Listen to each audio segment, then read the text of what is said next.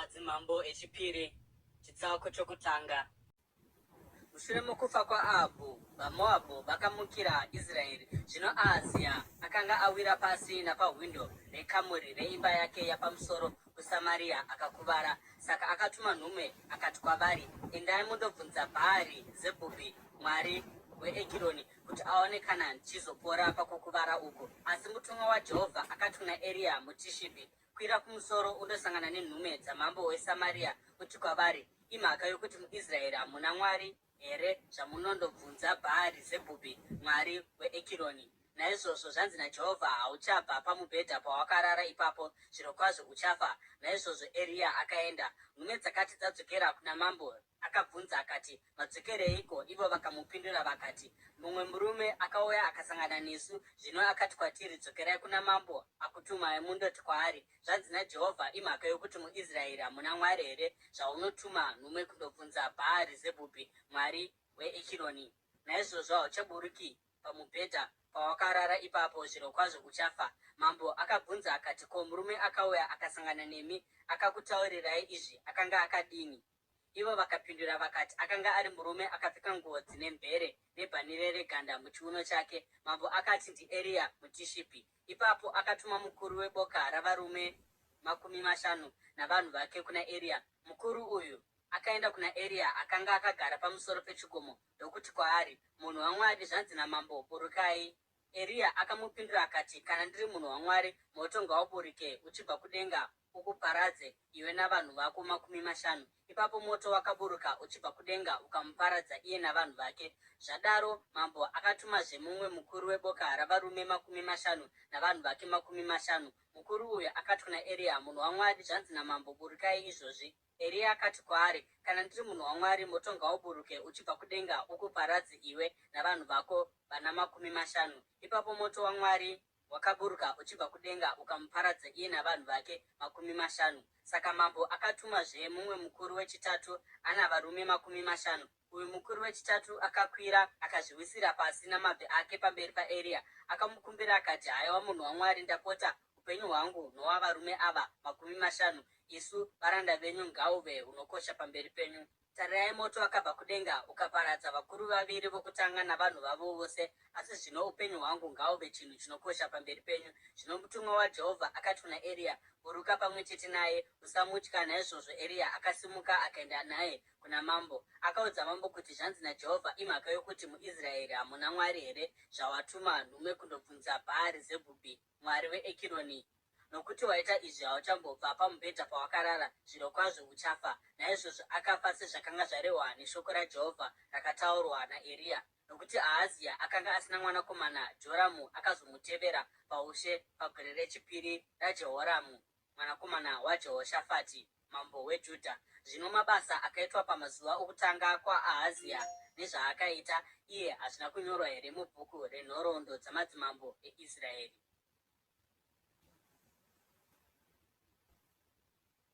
Madzimambo echipiri chitsauko chechipiri. Jehovha paakanga ava kuda kutora Eria nechinyamupupuri kuti amuendese kudenga, Eria naErisha vakanga vari munzira vachibva kuGirigari. Eria akati kuna Erisha, gara pano nokuti Jehovha andituma kuBheteri. Asi Erisha akati, zvirokwazvo naJehovha mupenyu uye noupenyu hwenyu, handingakusiyei. Naizvozvo vakadzika kuBheteri. Boka ravaprofita ava paBheteri rakauya kuna Erisha vakamubvunza vakati, unoziva here kuti Jehovha ari kuzokutorera tenzi wako nhasi? Erisha akavapindura akati, hongu, ndinozviziva, regai henyu kuzvitaura. Ipapo Eria akatizve kwaari, gara pano Erisha, nokuti Jehovha andituma kuJeriko. Iye akapindura akati, zvirokwazvo naJehovha mupenyu uye noupenyu hwenyu, handingakusiyei. Naizvozvo vakaenda kuJeriko. Boka ravaprofita ava paJeriko rakakwira kuna Erisha vakamubvunza vakati, unoziva here kuti Jehovha ari kuzokutorera tenzi wako nhasi? Akavapindura akati, hongu, ndinozviziva, regai henyu kuzvitaura. Ipapo Eria akatizve kwaari, gara pano, nokuti Jehovha andituma kuJorodhani. Iye akapindura akati, zvirokwazvo naJehovha mupenyu uye noupenyu hwenyu handikusiyei. Saka vakafamba vose vari vaviri, boka ravaprofita ravarume 50 rakaenda rikandomira nechokure, vakatarisana napanzvimbo pakanga pamire Eria naErisha paJorodhani. Eria akatora jasi rake akaripeta akarova mvura naro, mvura ikaparadzana, imwe kurudyi imwe kuruboshwe. Ivo vaviri vakayambuka napakaoma. Vakati vayambuka, Eria akati kuna Erisha, nditaurire, unoda kuti ndikuitirei ndisati ndatorwa kubva kwauri? Erisha akapindura akati, ndipei migove 2 yomweya wenyu. Eria akati, wakumbira chinhu chakaoma, asi kana ukandiona ndichitorwa kubva kwauri uchaupiwa, asi kana zvisina kudaro haungaupiwi. Zvino pavakanga vachifamba vachitaurirana, pakarepo ngoro yomoto namabhiza omoto zvakaonekwa zvikaparadzanisa vaviri ava. Eria akaenda kudenga muchinyamupupuri, uye Erisha akazviona akadanidzira nenzwi guru akati, baba vangu, baba vangu, ngoro navarume vamabhiza veIsraeri. Zvino Erisha haana kuzomuonazve. Ipapo akabata nguo dzake akadzibvarura napakati, akanonga jasi rakanga rawira pasi richibva kuna Eria, akadzokera kundomira pamahombekombe eJorodhani. Ipapo akatora jasi raEria rakanga rawa kubva paari akarova mvura naro akati, zvino Jehovha Mwari waEria aripiko? Paakarova mvura yakaparadzana, imwe kurudyi imwe kuruboshwe, iye ndokubva ayambuka achienda mhiri. Boka ravaprofita vapaJeriko avo vakanga vakatarisa vakati mweya waEria wagara pamusoro paErisha, uye vakaenda kundosangana naye vakakotamira pasi pamberi pake. Vakati, tarirai, isu varanda venyu tine varume vesimba 50. Ngavaende vandotsvaka tenzi wenyu, zvimwe mweya waJehovha wamusimudza ukandomugarisa pamusoro perimwe gomo kana mune mumwe mupata. Erisha akavapindura akati, kwete, musavatuma. Asi vakaramba vachimugombedzera kusvikira anyara kwazvo kuti avarambidze. Saka akati, vatumei henyu. Saka vakatuma varume 50 vakandomutsvaga kwamazuva 3, asi havana kumuwana. Pavakadzokera kuna Erisha kwaaigara muJeriko, akati kwavari, handina kukuudzai here kuti musaenda? Varume vomuguta vakati kuna Erisha, tarirai, tenzi wedu, guta iri riri pakanaka, asi sezvamunoona henyu mvura yacho yakaipa uye nyika yacho haina zvibereko.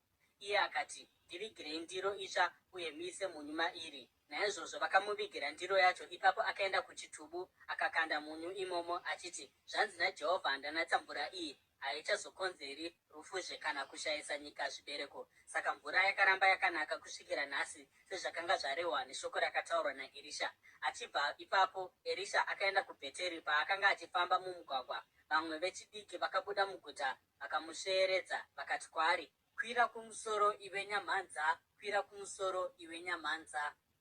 Akacheuka akavatarisa, akadana chituko pamusoro pavo muzita raJehovha. Ipapo maperekadzi akabuda musango akaparadza vechidiki 42, uye akaenda mugomo reKarimeri, uye achibva ikoko akadzokera kuSamaria. Madzimambo echipiri, chitsauko chechitatu. Joramu mwanakomana waAhabhu akava mambo weIsraeri muSamaria mugore re10 raJehoshafati mambo weJudha, uye akatonga kwamakore 12. Akaita zvakaipa pamberi paJehovha, asi haana kuita sezvakaita baba vake namai vake. Akabvisa dombo rinoera raBhaari rakanga raitwa nababa vake. Kunyange zvakadaro akanamatira kuzvivi zvaJerobhoamu mwanakomana waNebhati, zvaakaita kuti Israeri iite. Iye haana kubva kwazviri.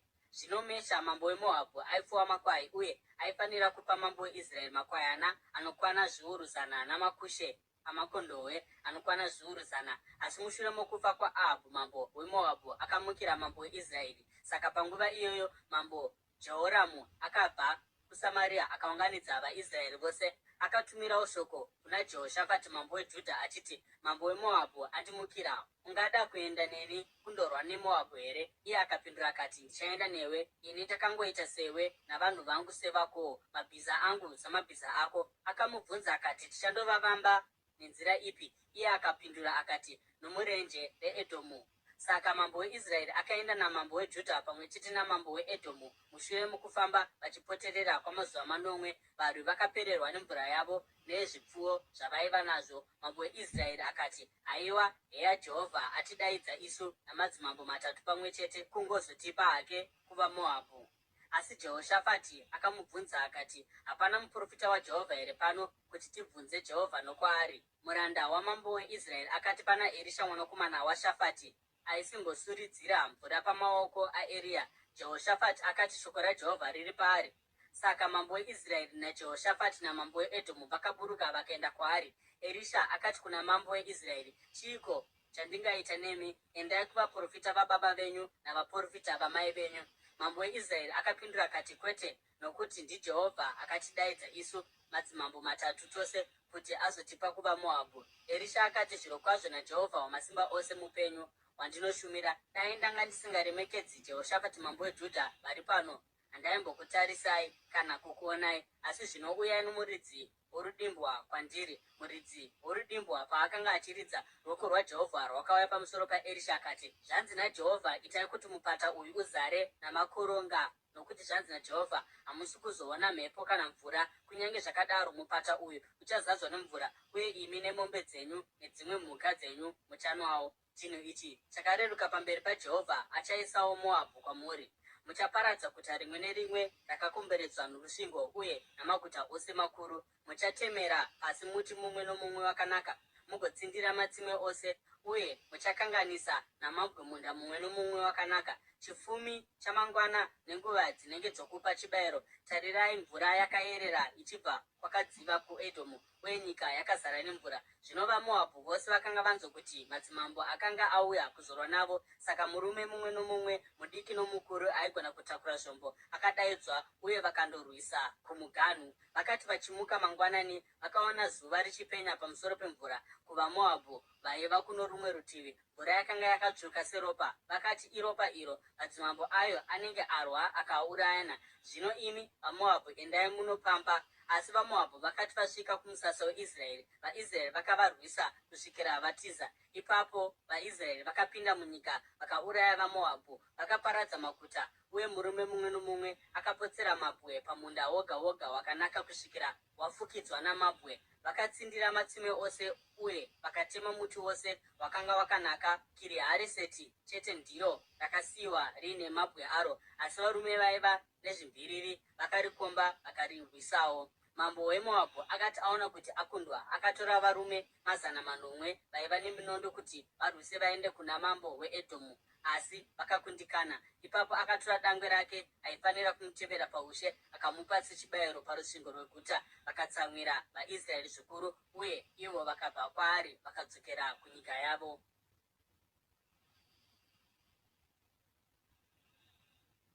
Madzimambo echipiri, chitsauko chechina. Zvino mukadzi womumwe murume weboka ravaprofita akadanidzira kuna Erisha akati, muranda wenyu murume wangu afa, uye munoziva kuti aitya Jehovha. Asi zvino uyo waakanga atorera chikwereti ari kuuya kuzotora vanakomana vangu vaviri kuti vave nhapwa dzake. Erisha akamupindura akati, ndingakubatsira seiko? Nditaurire, chii chaunacho mumba mako? Iye akati, murandakadzi wenyu haana kana chinhu kunze kwamafuta mashoma shoma. Erisha akati kwaari, enda unokumbira vavakidzani vako vose vakupe midziyo isina chinhu. Usakumbira mishoma. Ipapo ugopinda mumba uzvipfigire mukova, iwe navana vako. Udire mafuta mumidziyo yose ugoisa parutivi mudziyo unenge wazara. Naizvozvo akabva kwaari akapfiga mukova, iye navana vake vari mukati. Vakauya nemidziyo kwaari, iye akaramba achingodira. Midziyo yakati yazara, akati kumwanakomana wake, ndivigire mumwe mudziyo. Asi iye akapindura akati, hapachina mumwe mudziyo wasara. Ipapo mafuta akabva aguma. Akaenda kundoudza munhu waMwari, uye iye akati, chienda unotengesa mafuta ugoripa zvikwereti zvako, iwe navanakomana vako mugorarama neanenge asara. Rimwe zuva Erisha akaenda kuShunemi. Ikoko kwaiva nomukadzi akanga ari mupfumi, uye akamugombedzera kuti agare ambodya. Saka nguva dzose paaipfuura nepo aimirapo odya. Mukadzi akati kumurume wake, ndinoziva kuti murume uyu anopfuura napano mutsvene waMwari. Ngativakei kamuri padenga tigomuisira mubhedha netafura nechigaro uye nerambi imomo. Ipapo achakwanisa kugaramo paanenge angotishanyira. Rimwe zuva Erisha akati asvika, akakwira kukamuri rake ndokurara imomo. Akati kumuranda wake Gehazi, dana mukadzi muShunemi. Naizvozvo akamudana uye akamira pamberi pake. Erisha akati kwaari, muudze kuti makatitamburira imi pane zvose izvi. Zvino mungaitirwewo chii? Tingakumiririrai kuna mambo here kana kumukuru wehondo? Iye akapindura akati, ndine musha pakati pavanhu vokwangu. Erisha akabvunza akati, angaitirwe chiiko. Gehazi akati zviro kwazvo haana mwanakomana uye murume wake akwegura. Ipapo Erisha akati mudane. Naizvozvo akamudana mukadzi akamira pamukova. Erisha akati, nenguva inenge ino gore rinouya uchafungatira mwanakomana mumaoko ako. Iye akati, kwete ishe wangu. Haiwa munhu waMwari, musadevera nhema murandakadzi wenyu. Asi mukadzi akava nemimba uye gore raitevera nenguva yakare iyoyo akapona mwanakomana sezvaakanga audzwa naErisha. Mwana akati akura nerimwe zuva akaenda kuna baba vake kwavaiva navakohwi. Akati kuna baba vake, musoro wangu, musoro wangu. Baba vake vakataurira muranda vakati, mutakurei muende naye kuna mai vake. Mushure mokunge muranda amusimudza akaenda naye kuna mai vake, mukomana akagara pamakumbo amai vake kusvikira masikati ndokubva afa. Vakakwira pamusoro naye vakandomuradzika pamubhedha womunhu waMwari ndokupfiga mukova ndokubuda. Mukadzi akadana murume wake akati, ndapota ndidanirei mumwe wavaranda nembongoro kuti ndiende kumunhu waMwari nokukurumidza ndigodzoka. Iye akamubvunza akati, uri kuendereiko kwaari nhasi? Hakusi kugara kwomwedzi kana Sabata? Akapindura akati, hazvina mhosva. Akaisa chigaro pamusoro pembongoro akati kumuranda wake, tungamira, usafamba zvishoma uchiitira ini kunze kwokunge ndakuudza. Naizvozvo akaenda akasvika kumunhu waMwari pagomo reKarimeri. Akati achimuona achiri kure, munhu waMwari akati kumuranda wake Gehazi, tarisa, hoyo mukadzi muShunemi. Mhanya undosangana naye ugomubvunza kuti, munofara mose here? Kumurume wako anofara here? Kumwana wako anofara here? Mukadzi akati, zvose zvakanaka. Paakasvika kumunhu waMwari pagomo akabata makumbo ake. Gehazi akauya achiti, umusundire kure. Asi munhu waMwari akati, murege akadaro, nokuti ane shungu dzinomutambudza. Asi Jehovha akandivanzira chinhu ichi, uye haana kundiudza kuti imhaka yei. Mukadzi akati, ndakakukumbirai mwanakomana here, tenzi wangu? Ko, handina kukutaurirai kuti musandinyengedzera here? Erisha akati kuna Gehazi, zvisunge chiuno, ubate tsvimbo yangu muruoko rwako, umhanye. Kana ukasangana naani zvake, usamukwazisa, uye ani nani anokukwazisa iwe usapindura.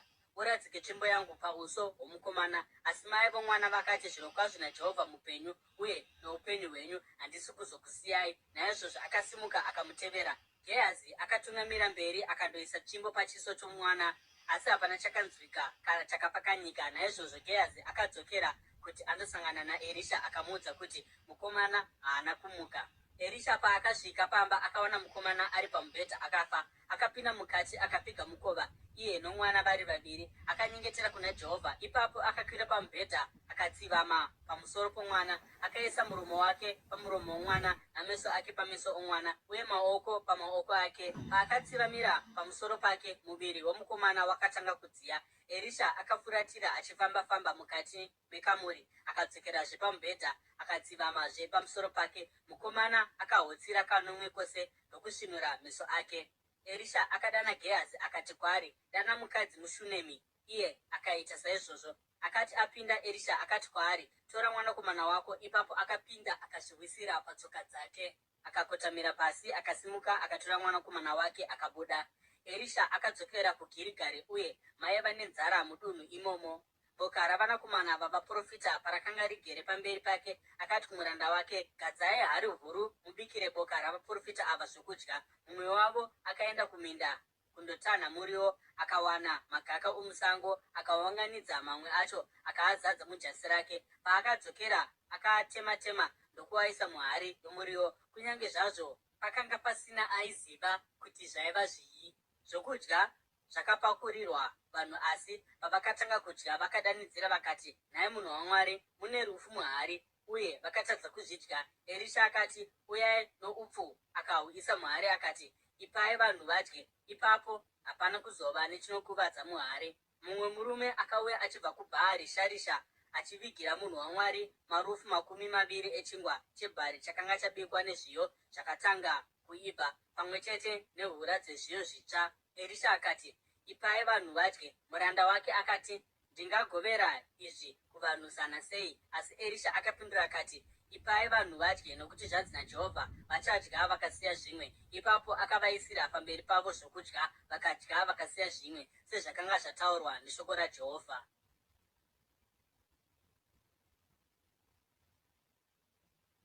Madzimambo echipiri, chitsauko chechishanu.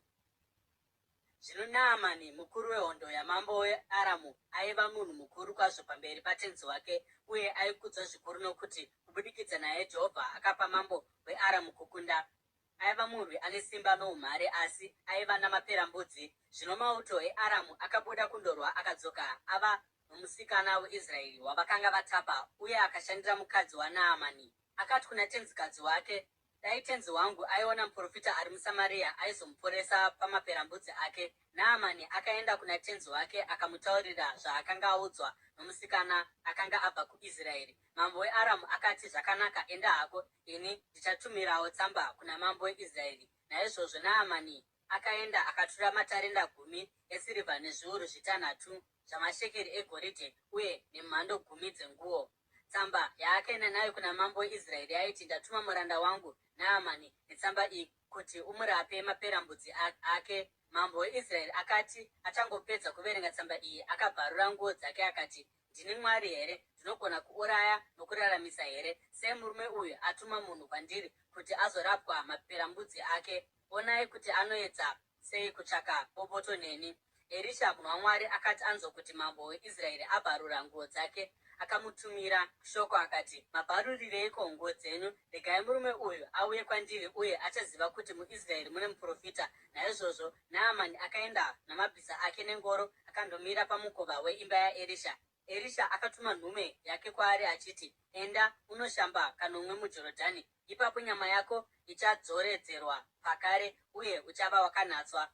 Asi Naamani akabvapo atsamwa akati, ndanga ndichifunga kuti zvirokwazvo achauya kwandiri agomira achidana kuzita raJehovha Mwari wake, agoninira ruoko rwake panzvimbo yacho, agondiporesa maperembudzi. Ko, Abhana neFaripari, idzo nzizi dzeDhamasiko, hadzisi nani kupinda mvura yose yeIsraeri here? Handaigona kushamba madziri ndikanatswa here?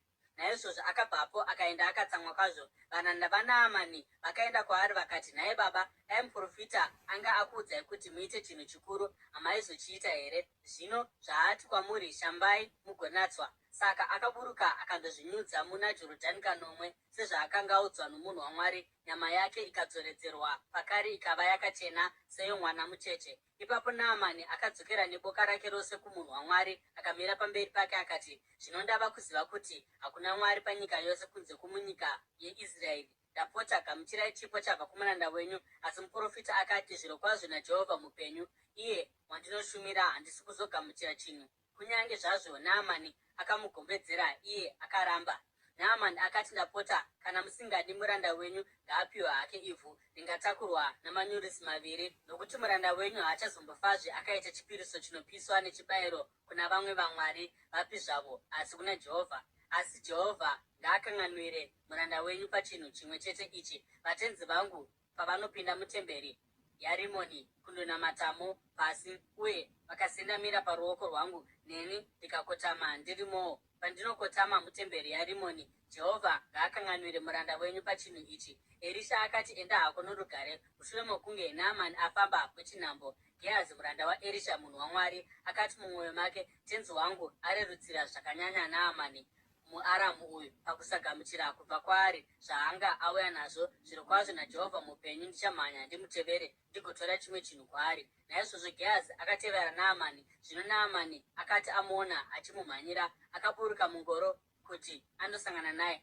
Akati kwaari, kwakanaka here? Gehazi akapindura akati, kwakanaka. Tenzi wangu atituma achiti, pane majaya 2 abva kuboka ravaprofita achangosvika kwandiri achibva kunyika yamakomo yaEfuremu. Ndapota muvape henyu tarenda resirivha nemhando 2 dzenguo. Naamani akati, torai henyu matarenda 2. Akagombedzera Gehazi kuti azvigamuchire, ndokubva asungira matarenda 2 esirivha mumasaga 2 nemhando 2 dzenguo. Akazvipa kuvaranda vake 2, vakazvitakura vari mberi kwaGehazi. Gehazi akati asvika pachikomo, akatora zvinhu kubva kuvaranda akazviisa mumba make, akadzosa varume vaya ivo ndokuenda havo.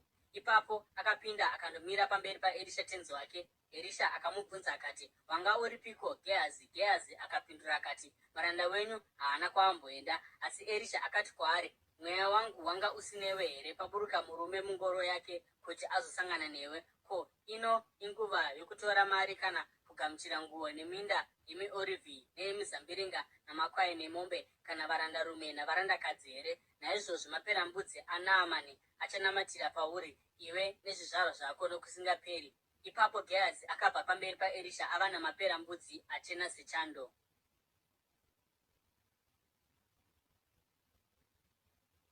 Madzimambo echipiri chitsauko chenhanhatu. Zvino boka ravaprofita rakati kuna Erisha, tarisai nzvimbo yatinosangana nemi yatiitira diki kwazvo. Ngatiendei kuJorodhani mumwe nomumwe wedu andotora danda ikoko tigozvivakira ikoko nzvimbo yokugara. Iye akati, endai. Ipapo mumwe wavo akati, ndapota, ko imi hamungaendiwo navaranda venyu here? Erisha akati, ndinoenda. Naizvozvo akaenda navo. Vakaenda kuJorodhani vakatanga kutema miti, asi mumwe akati achiri kutema muti, musoro wedemo wakasvotoka ukawira mumvura. Akadanidzira akati, haiwa ishe wangu, rakanga rakweretwa. Munhu waMwari akati, rawira napapi? Akati amuratidza nzvimbo yacho. Erisha akatema rutanda akarukandirapo uye akapapamadza musoro wedemo. Akati, ribudise. Ipapo murume akatambanudza ruoko rwake akaritora. Zvino mambo weAramu akanga achirwa neIsraeri, mushure mokutaurirana navaranda vake, akati, ndichadzika musasa wangu panzvimbo yokuti neyokuti. Munhu waMwari akatumira shoko kuna mambo weIsraeri achiti, chenjerai kuti murege kupfuura napanzvimbo iyo, nokuti vaAramu vari kuburukirako. Naizvozvo mambo weIsraeri akatumira vanhu kunzvimbo iyoyo yaakanga aratidzwa nomunhu waMwari kuti vandoiongorora. Nguva nenguva Erisha aiyambira mambo kuti achenjerere nzvimbo dzakadaro. Izvi zvakatsamwisa mambo weAramu. Akadana vabati vake akati kwavari, hamungandiudziwo here kuti pakati pedu ari kurutivi rwamambo weIsraeri ndiani? Mumwe wavabati vake akati, pakati pedu hapana ishe wangu mambo, asi Erisha muprofita ari muIsraeri ndiye anoudza mambo weIsraeri mashoko chaiwo iwo amunotaura muimba yenyu yokurara. Mambo akati, endai munotsvaka kuti ari kupi, kuitira kuti ndigotuma varume vanomubata. Akaziviswa kuti ari muDhotani. Ipapo akatumira ikoko mabhiza nengoro namauto akasimba. Vakaenda usiku vakakomba guta. Muranda womunhu waMwari akati amuka mangwanani aitevera, akabuda panze akaona hondo namabhiza nengoro zvakakomba guta. Muranda wake akati, haiwa ishe wangu, tichaita seiko? Muprofita akapindura akati, usatya, vari kwatiri vazhinji kupfuura vari kwavari. Ipapo Erisha akanyengetera akati, haiwa Jehovha, svinudzai meso ake kuti aone. Ipapo Jehovha akasvinudza meso omuranda, iye ndokutarisa akaona zvikomo zvakazara namabhiza nengoro dzomoto zvakakomba Erisha. Vavengi pavakaburuka kwaari, Erisha akanyengetera kuna Jehovha akati, pofumadzai vanhu ava. Naizvozvo akavapofumadza sezvakanga zvakumbirwa naErisha. Erisha akati kwavari, iyi handiyo nzira uye iri harizi iro guta racho. Nditeverei, ndichakutungamirirai kumunhu wamuri kutsvaka. Uye akavatungamirira kuSamaria. Mushure mokupinda kwavo muguta, Erisha akati, Jehovha, svinudzai meso avarume ava kuti vaone. Ipapo Jehovha akasvinudza meso avo vakatarira, onei, vava muSamaria. Mambo weIsraeri akati achivaona, akabvunza Erisha akati, ndivauraye here baba vangu? Ndovauraya here? Akamupindura akati, musavauraya. Hamungazouraya vanhu vamunenge makatapa nomunondo wenyu kana uta hwenyu here? Vaisirei zvokudya nemvura pamberi pavo kuti vadye uye vanwe vagodzokera kuna tenzi wavo. Naizvozvo akavagadzirira mabiko makuru, uye vakati vapedza kudya nokunwa akavaendesa. Ivo vakadzokera kuna tenzi wavo. Naizvozvo mapoka avapambi vokuAramu akarega zvokupamba nyika yeIsraeri. Shure kwenguva, Bheni-Hadhadhi mambo weAramu akaunganidza hondo yake yose akaenda kundokomba Samaria. Kwakava nenzara huru muguta zvokuti musoro wembongoro waitengeswa mashekeri 70 esirivha, uye chitswanda chamatoto enjiva chaitengeswa mashekeri 5, nokuti nguva yokukombwa yakanga yarebesa. Mambo weIsraeri akati achipfuura naparusvingo, mumwe mukadzi akadanidzira kwaari akati, ndibatsireiwo ishe wangu mambo. Mambo akamupindura akati, kana Jehovha asingakubatsiri, ini ndingakuwanira rubatsiro kupi? Kubva papuriro here? Kubva pachisviniro chewaini here? Ipapo akamubvunza akati, zvaita sei? Iye akamupindura akati, mukadzi uyu akati kwandiri, tipe mwanakomana wako kuti timudye nhasi, mangwana tizodya wangu. Naizvozvo takabika mwana wangu tikamudya. Fume mangwana ini ndokuti kwaari, tipe mwanakomana wako kuti timudye, asi iye akanga andomuviga. Zvino mambo akanzwa mashoko omukadzi uyu, akabvarura nguo dzake. Akati achifamba naparusvingo, vanhu vakamutarisa vakaona kuti akanga akapfeka masaga mukati menguo pamuviri wake. akati, Mwari ngaandirove zvakanyanya kwazvo kana musoro waErisha mwanakomana waShafati ukaramba uri pamapfudzi ake nhasi. Zvino Erisha akanga akagara mumba make, uye vakuru vakanga vagere naye. Mambo akatuma nhume mberi, asi asati asvika Erisha akati kuvakuru, hamuoni here iyi mhondi iri kutumira munhu kuzodimura musoro wangu? Tarirai, kana nhume yasvika mupfige mukova muutsigire kuti asapinda. Ko, hausi mutsindo wetsoka dzatenzi wake mushure make here? Akati achiri kutaurirana navo, nhumwa yakasvika kwaari. Mambo akati, dambudziko iri rinobva kuna Jehovha. Ndichangoramba ndakamirira Jehovha nemhaka yeiko?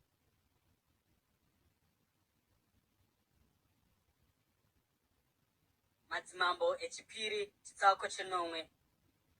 Asi Erisha akati, inzwai shoko raJehovha. Zvanzi naJehovha, nenguva yakaita seino mangwana, seya roupfu hwakatsetseka richatengeswa neshekeri 1, uye maseya 2 ebhari neshekeri pasuo reSamaria. Ipapo mukuru anova aive ndiye ane ruoko rwakanga rwakasendamirwa namambo akati kumunhu waMwari, tarira, kunyange dai Jehovha akazarura mawindo amatenga kuti zvakadai zvingaitika.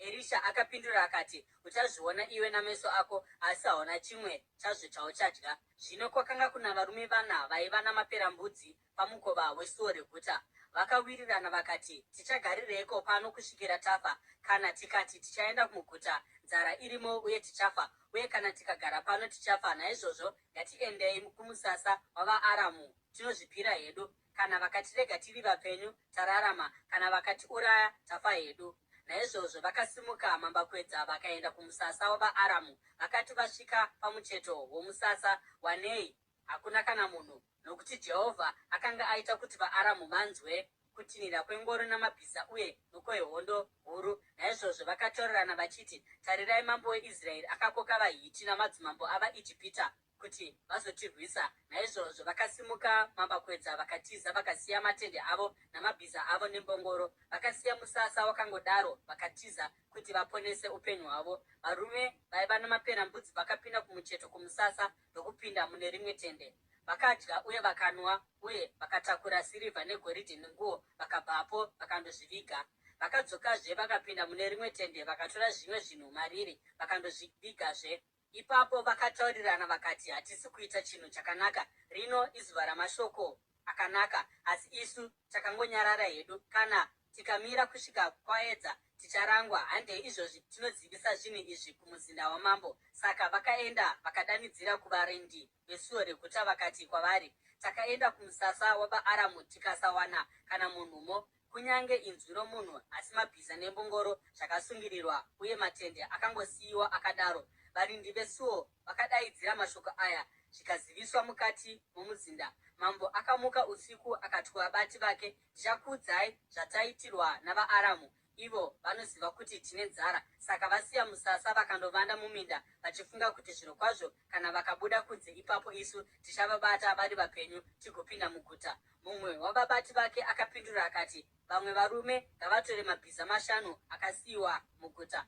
Zvichaitika kwavari zvichafanana nezvichaitika kuvaIsraeri vose vasara muno. Hongu, vachava chete savaIsraeri vose, ava vachaparara. Naizvozvo ngativatumei kuti vandoona kuti chii chakaitika. Saka vakatsaura ngoro 2 namabhiza adzo. Mambo akavatuma kuti vatevere hondo yavaAramu. Akarayira vachairi akati, endai mundoona kuti chii chakaitika. Vakavatevera kusvikira paJorodhani, vakawana nzira yose izere nguo nenhumbi dzakanga dzakaraswa navaAramu pakutiza kwavo. Saka nhumwa dzakadzoka dzikaudza mambo izvozvo. Ipapo vanhu vakabuda vakandopamba musasa wavaAramu. Saka chiyero choupfu hwakatsetseka chakatengeswa neshekeri 1 chete, uye zviyero 2 zvebhari zvakatengeswawo neshekeri, sezvakanga zvarehwa naJehovha. Zvino mambo akanga aisa mubati uya waaimbosendamira paruoko rwake kuti ave muchengeti wesuo. Ipapo vanhu vakamutsikirira pasi pesuo. Ipapo akafa, sezvakanga zvataurwa nomunhu waMwari musi wakauya mambo kwaari. Zvakaitika sezvakanga zvarehwa nomunhu waMwari kuna mambo achiti, mangwana nenguva yakaita seino, chiyero choupfu hwakatsetseka chichatengeswa neshekeri 1, uye zviyero 2 zvebhari zvichatengeswawo neshekeri pasuo reSamaria. Zvino mubati uya akanga ati kumunhu waMwari, tarira, kunyange dai Mwari akazarura mawindo okumatenga, zvakadai zvingaitika here? Munhu waMwari akanga amupindura akati, uchazviona nameso ako, asi haungadyi kana chimwe chazvo. Zvino ndizvo chaizvo zvakaitika kwaari, nokuti vanhu vakamutsikirira pasuo akafa.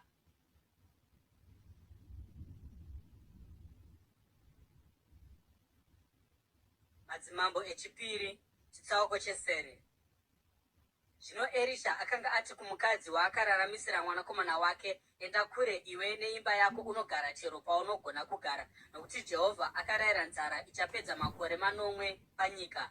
Naizvozvo mukadzi akasimuka akaita sezvakanga zvarehwa nomunhu waMwari. Akaenda iye neveimba yake akandogara kwamakore 8 kunyika yavaFiristia. Makore 8 akati apera, akadzoka kunyika yavaFiristia akaenda kuna mambo akandokumbira kuti adzorerwe imba yake nomunda wake. Zvino mambo akanga achitaurirana naGehazi muranda womunhu waMwari, uye akanga ati kwaari, nditaurirewo pamusoro pezvinhu zvikuru zvose zvakaitwa naErisha. Gehazi achiri kutaurira mambo kuti Erisha akanga araramisa sei mukomana akanga afa, mukadzi aiva nomwanakomana akanga araramiswa naErisha akabva asvika kuti azokumbira imba yake nomunda wake kuna mambo. Gehazi akati, uyu ndiye mukadzi wacho, ishe wangu mambo, uye uyu ndiye mwanakomana wake akararamiswa naErisha. Zvino mambo akabvunza mukadzi pamusoro paizvozvo, iye akamutaurira. Ipapo akatuma mubati kuti aone nezvenyaya yomukadzi uyu, akati, mudzorerei zvake zvose pamwe nezvibereko zvinobva pamunda wake kubvira pazuva raakabva munyika ino kusvikira zvino. Erisha akaenda kuDhamasiko, uye Bheni-Hadhadhi mambo wavaAramu airwara. Mambo akati audzwa kuti munhu waMwari asvika kuno, iye akati kuna Hazaeri, tora chipo uende nacho unosangana nomunhu waMwari, undibvunzirewo Jehovha kubudikidza naye, umubvunze kuti ndichaporawo here pakurwara uku. Hazaeri akaenda kundosangana naErisha akamuvigira chipo chezvipfeko zvose zvakanga zvakanaka kwazvo zveDhamasiko, zvaitakurwa na40 engamera. Akapinda mumba akamira pamberi pake akati, mwanakomana wenyu Bheni-Hadhadhi mambo wavaAramu andituma kuti ndizobvunza kuti ndichaporawo here pakurwara uku. Erisha akapindura akati, enda unoti kwaari, zvirokwazvo muchapora, asi Jehovha akandiratidza kuti vachafa zvirokwazvo. Akaramba akamutarisa kusvikira Hazaeri anyara. Ipapo munhu waMwari akatanga kuchema. Hazaeri akamubvunza akati, seiko ishe wangu achichema? Iye akapindura akati, nokuti ndinoziva zvakaipa zvauchaitira vaIsraeri. Uchapisa nhare dzavo nomoto, uchauraya majaya avo nomunondo, ucharovera kwere dzavo pasi, uye uchatumbura vakadzi vavo vane mimba. Hazaeri akati, ko muranda wenyu chiiko, iyo imbwa zvayo, kuti angaita chinhu chakakura kudai? Erisha akapindura akati, Jehovha akandiratidza kuti iwe uchava mambo wavaAramu. Ipapo Hazaeri akabva pana Erisha akadzokera kuna tenzi wake. Bheni-Hadhadhi paakabvunza achiti, Erisha akati kudini kwaari? Hazaeri akapindura akati, akandiudza kuti zvirokwazvo muchapora. Asi nezuva raitevera akatora jira akarinyika mumvura akapfumbira chiso chamambo kusvikira afa. Ipapo Hazaeri akamutevera paumambo. Mugore rechishanu raJoramu mwanakomana waAhabhu mambo weIsraeri, Jehoshafati ari mambo weJudha, Jehoramu mwanakomana waJehoshafati akatanga kutonga kwake samambo weJudha. Akanga ava namakore 32 paakava mambo, uye akatonga muJerusarema kwamakore 9. Akafamba munzira dzamadzimambo eIsraeri sezvakaita imba yaAhabhu, nokuti akawana mwanasikana waAhabhu. Akaita zvakaipa pamberi paJehovha. Kunyange zvakadaro, Jehovha akanga asingadi kuparadza Judha nokuda kwomuranda wake Dhavhidhi. Akanga avimbisa kupa mwenje kwaari nokuvana vake nokusingaperi. Munguva yaJehoramu, Edhomu yakapandukira Judha ikazvigadzira mambo wayo. Naizvozvo Jehoramu akaenda kuZairi nengoro dzake dzose. VaEdhomu vakamukomba iye navakuru vake vengoro, asi akamuka usiku akavarwisa, uye hondo yake yakatizira kumusha. Naizvozvo vaEdhomu vakabva vamukira vaJudha kusvikira nhasi. Ribhina yakapandukawo panguva imwe cheteyo. Zvimwe zvakaitwa pamazuva okutonga kwaJehoramu nezvose zvaakaita hazvina kunyorwa here mubhuku renhoroondo dzamadzimambo aJudha? Jehoramu akavata namadzibaba ake akavigwa pamwe chete navo muguta raDhavhidhi. Ahazia mwanakomana wake akamutevera paumambo. Mugore re12 raJoramu mwanakomana waAhabhu mambo weIsraeri, Ahazia mwanakomana waJehoramu mambo weJudha akatanga kutonga. Ahazia akanga ana makore 22 paakava mambo, akatonga muJerusarema kwegore rimwe chete. Zita ramai vake rainzi Ataria, muzukuru waOmuri, mambo weIsraeri. Akafamba munzira dzeimba yaAhabhu, akaita zvakaipa pamberi paJehovha sezvakaitwa neimba yaAhabhu, nokuti akanga ari mukuwasha kumhuri yaAhabhu. Ahazia akaenda naJoramu mwanakomana waAhabhu kundorwa naHazaeri mambo weAramu paRamoti Gireadhi. VaAramu vakakuvadza Joramu. Naizvozvo mambo Joramu akadzokera kuJezireeri kuti ambondopora maronda aakanga akuvadzwa navaAramu paRamoti mukurwa kwake naHazaeri mambo weAramu. Ipapo Ahazia mwanakomana waJehoramu mambo weJudha akadzika kuJezireeri kundoona Joramu mwanakomana waAhabhu, nokuti akanga akuvadzwa. Madzimambo echipiri chitsauko chepfumbamwe. Profita Elisha akadana murume aibva kuboka ravaprofita akati kwaari, chizvisunga chiuno chako utore chinu chamafuta ugoenda kuRamoti Gireadhi. Kana wasvikako utsvake Jehu mwanakomana waJehoshafati mwanakomana waNimishi, uende kwaari umubvise pakati peshamwari dzake ugopinda naye muimba yomukati. Ipapo utore chinu ugodira mafuta pamusoro wake uchiti, zvanzi naJehovha, ndakuzodza kuti uve mambo weIsraeri. Ipapo ugozarura mukova utize, usanonoka. Naizvozvo jaya iri muprofita rakaenda kuRamoti Gireadhi. Akati asvika akawana vakuru vehondo vagere pamwe chete, akati, ndine shoko renyu imi mukuru. Jehu akamubvunza akati, kuna ani pakati pedu? Iye akapindura akati, kunemi imi mutungamiri. Jehu akasimuka akapinda mumba. Ipapo muprofita akadira mafuta pamusoro waJehu akati, zvanzi naJehovha Mwari weIsraeri, ndakuzodza kuti uve mambo wavanhu vaJehovha, ivo vaIsraeri. Unofanira kuparadza imba yaAhabhu tenzi wako, uye ini ndichatsiva ropa ravaranda vangu vaprofita uye neropa ravaranda vose vaJehovha rakadeurwa naJezebheri. Nokuti imba yose yaAhabhu ichaparadzwa. Ndichabvisa kubva kuna Ahabhu murume wokupedzisira wose muIsraeri, nhapwa kana akasununguka. Ndichaita imba yaAhabhu seyaJerobhoamu mwanakomana waNebhati, uye seimba yaBhaasha mwanakomana waAhija. Kana ari Jezebheri, imbwa dzichamudya pamunda waJezireeri, hapana achamuviga. Ipapo akazarura mukova akatiza. Jehu akati aenda kuna vamwe vabati pamwe naye, mumwe wavo akamubvunza akati, kwakanaka here, ko iri benzi romurume ravingei kwauri? Jehu akapindura akati, murume uyu anomuziva nezvinhu zvaanogarotaura. Ivo vakati, hazvisizvo, tiudze. Jehu akati, hezvi zvaandiudza, zvanzi naJehovha, ndakuzodza kuti uve mambo weIsraeri. Vakakurumidza kutora majasi avo vakaawaridza pasi pamakumbo ake pazvikwiriso. Ipapo vakaridza hwamanda vakadanidzira vachiti, Jehu ava mambo. Saka Jehu mwanakomana waJehoshafati mwanakomana waNimishi akamukira Joramu. Zvino Joramu navaIsraeri vose vakanga vadzivirira Ramoti Gireadhi nokuda kwaHazaeri mambo weAramu. Asi mambo Joramu akanga adzokera kuJezireeri kuti andopora maronda aakanga akuvadzwa navaAramu muhondo naHazaeri mambo weAramu. Jehu akati, kana zvirizvo zvamunoda, ngaparege kuva neanonyeruka achibuda muguta achienda kunotaura shoko muJezireeri. Ipapo akakwira mungoro yake akaenda kuJezireeri, nokuti Joramu akanga akazorora ikoko.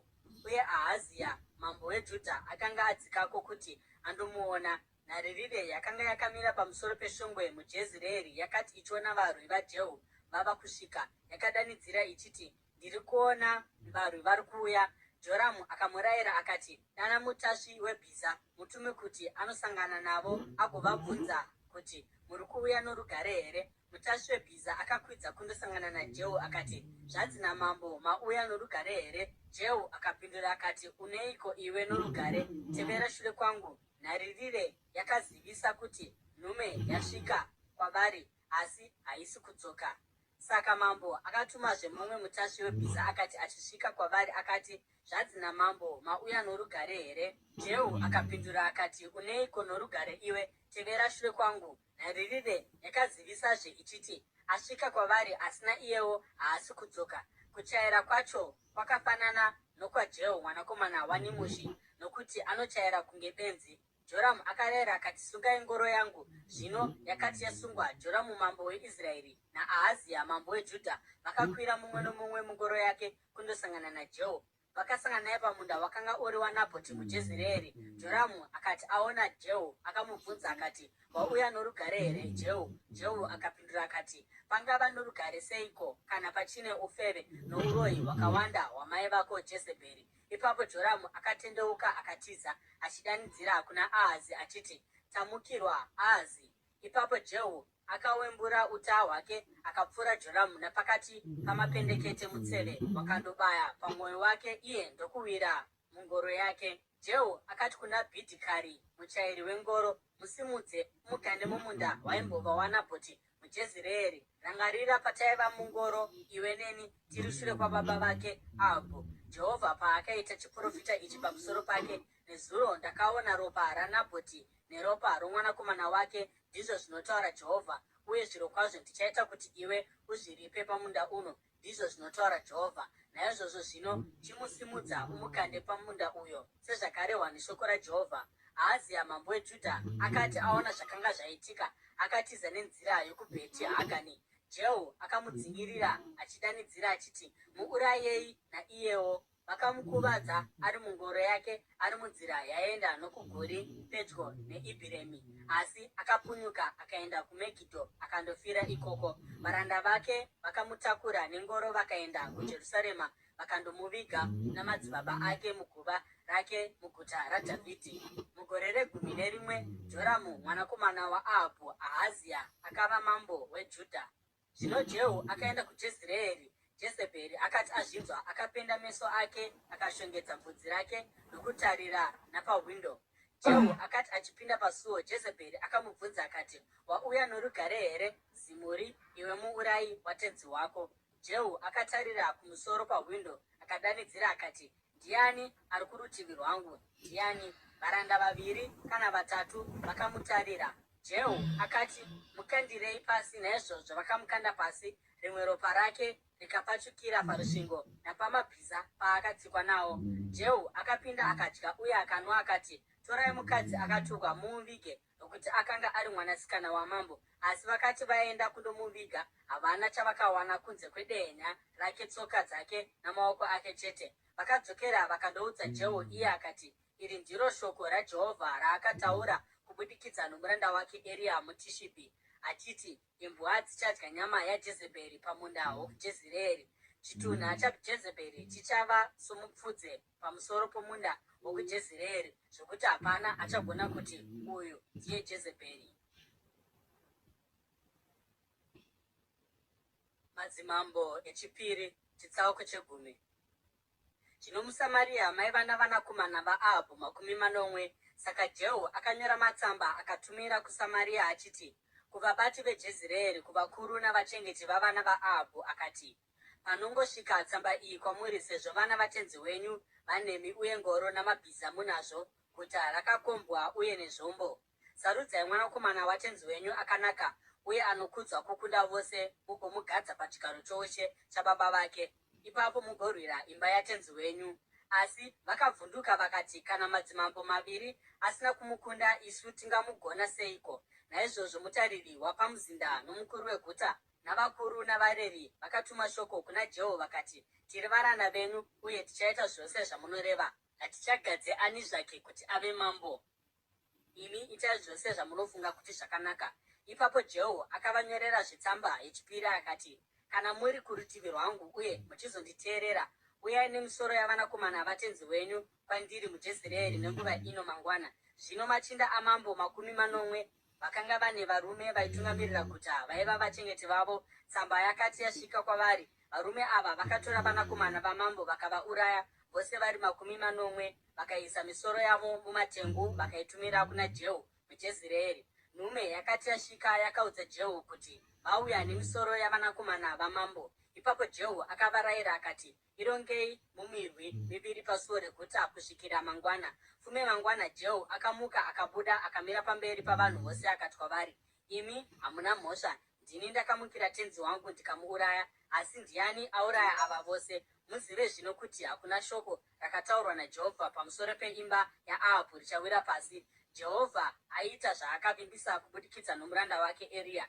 Saka Jehu akauraya vose vakasara veimba yaAbhu vaiva muJezireeri, namakurukota ake ose neshamwari dzake dzepedyo navaprista, akasamusiyira mupenyu. Zvino Jehu akasimuka akananga kuSamaria, paimba yaivevurirwa makwai navafudzi. Akasangana nehama dzaAhazia mambo weJudha, akavabvunza akati, ndimi vanaaniko? Ivo vakati, tiri hama dzaAhazia, tauya kuzokwazisa mhuri dzamambo nedzamambokadzi. Akarayira akati, vatore vari vapenyu. Naizvozvo vakavatora vari vapenyu vakandovauraya patsime rapaimba yaiveurirwa makwai, varume 42. Haana kusiya mupenyu.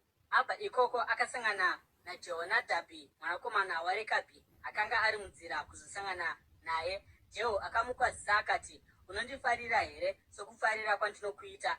Jehonadhabhi akati, hongu. Jehu akati, kana zviri izvo, ndipe ruoko rwako. Akaita saizvozvo, Jehu akamukwidza mungoro. Jehu akati kwaari, uya uone kushingairira kwangu Jehovha. Ipapo akafamba naye mungoro yake. Jehu akati asvika kuSamaria, akauraya vakasara vose veimba yaAbhu, akavaparadza sezvakanga zvarehwa neshoko raJehovha kuna Eria. Ipapo Jehu akaunganidza vanhu vose pamwe chete akati kwavari, Abhu akashumira Bhaari zvishoma, Jehu achamushumira zvakanyanya. Zvino chikokai vaprofita vose vaBhaari navashumiri vake vose, muone kuti hapana anosara, nokuti ndiri kuzoita chibayiro chikuru chaBhaari. Ani naani achatadza kuuya haangararami. Asi Jehu akanga achivanyengera, achiitira kuti aparadze vashumiri vaBhaari. Jehu akati, danidzirai ungano yokuremekedza Bhaari. Naizvozvo vakadanidzira. Ipapo akatuma shoko muIsraeri mose, vashumiri vose vaBhaari vakauya, hapana kana mumwe chete akasara.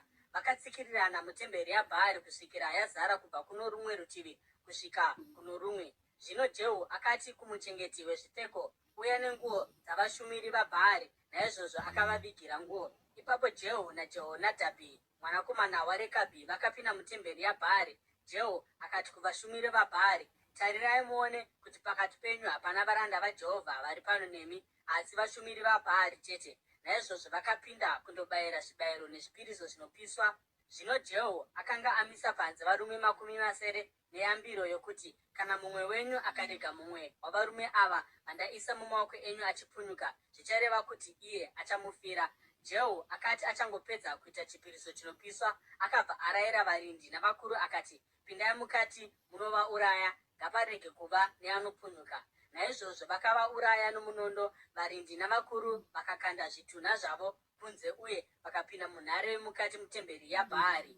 Vakabudisa dombo rinoera kunze kwetemberi yaBhaari vakaripisa. Vakaparadza dombo rinoera raBhaari vakaputsa temberi yaBhaari, uye vanhu vakaishandisa sechimbuzi kusvikira nhasi. Naizvozvo Jehu akaparadza chinamato chaBhaari muIsraeri. Kunyange zvakadaro haana kutsauka pazvivi zvaJerobhoamu mwanakomana waNebhati, zvaakaita kuti vaIsraeri vaite, nokunamata mhuru yegoridhe paBheteri napaDhani.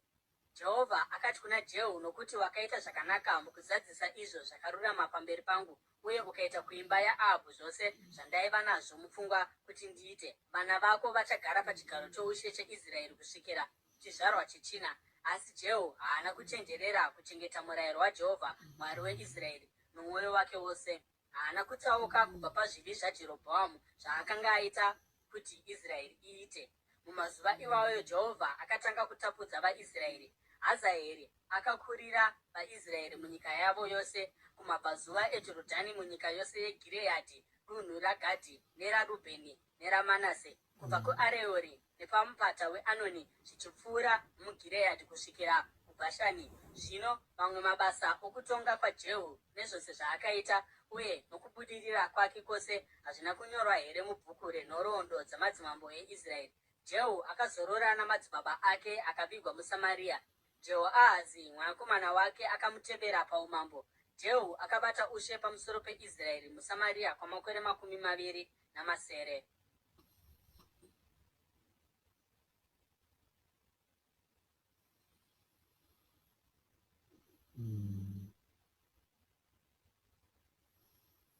Madzimambo echipiri chitsauko 11. Ataria mai vaAhazia vakati vaona kuti mwanakomana wavo akanga afa, vakapfuurira mberi nokuparadza veimba youmambo vose.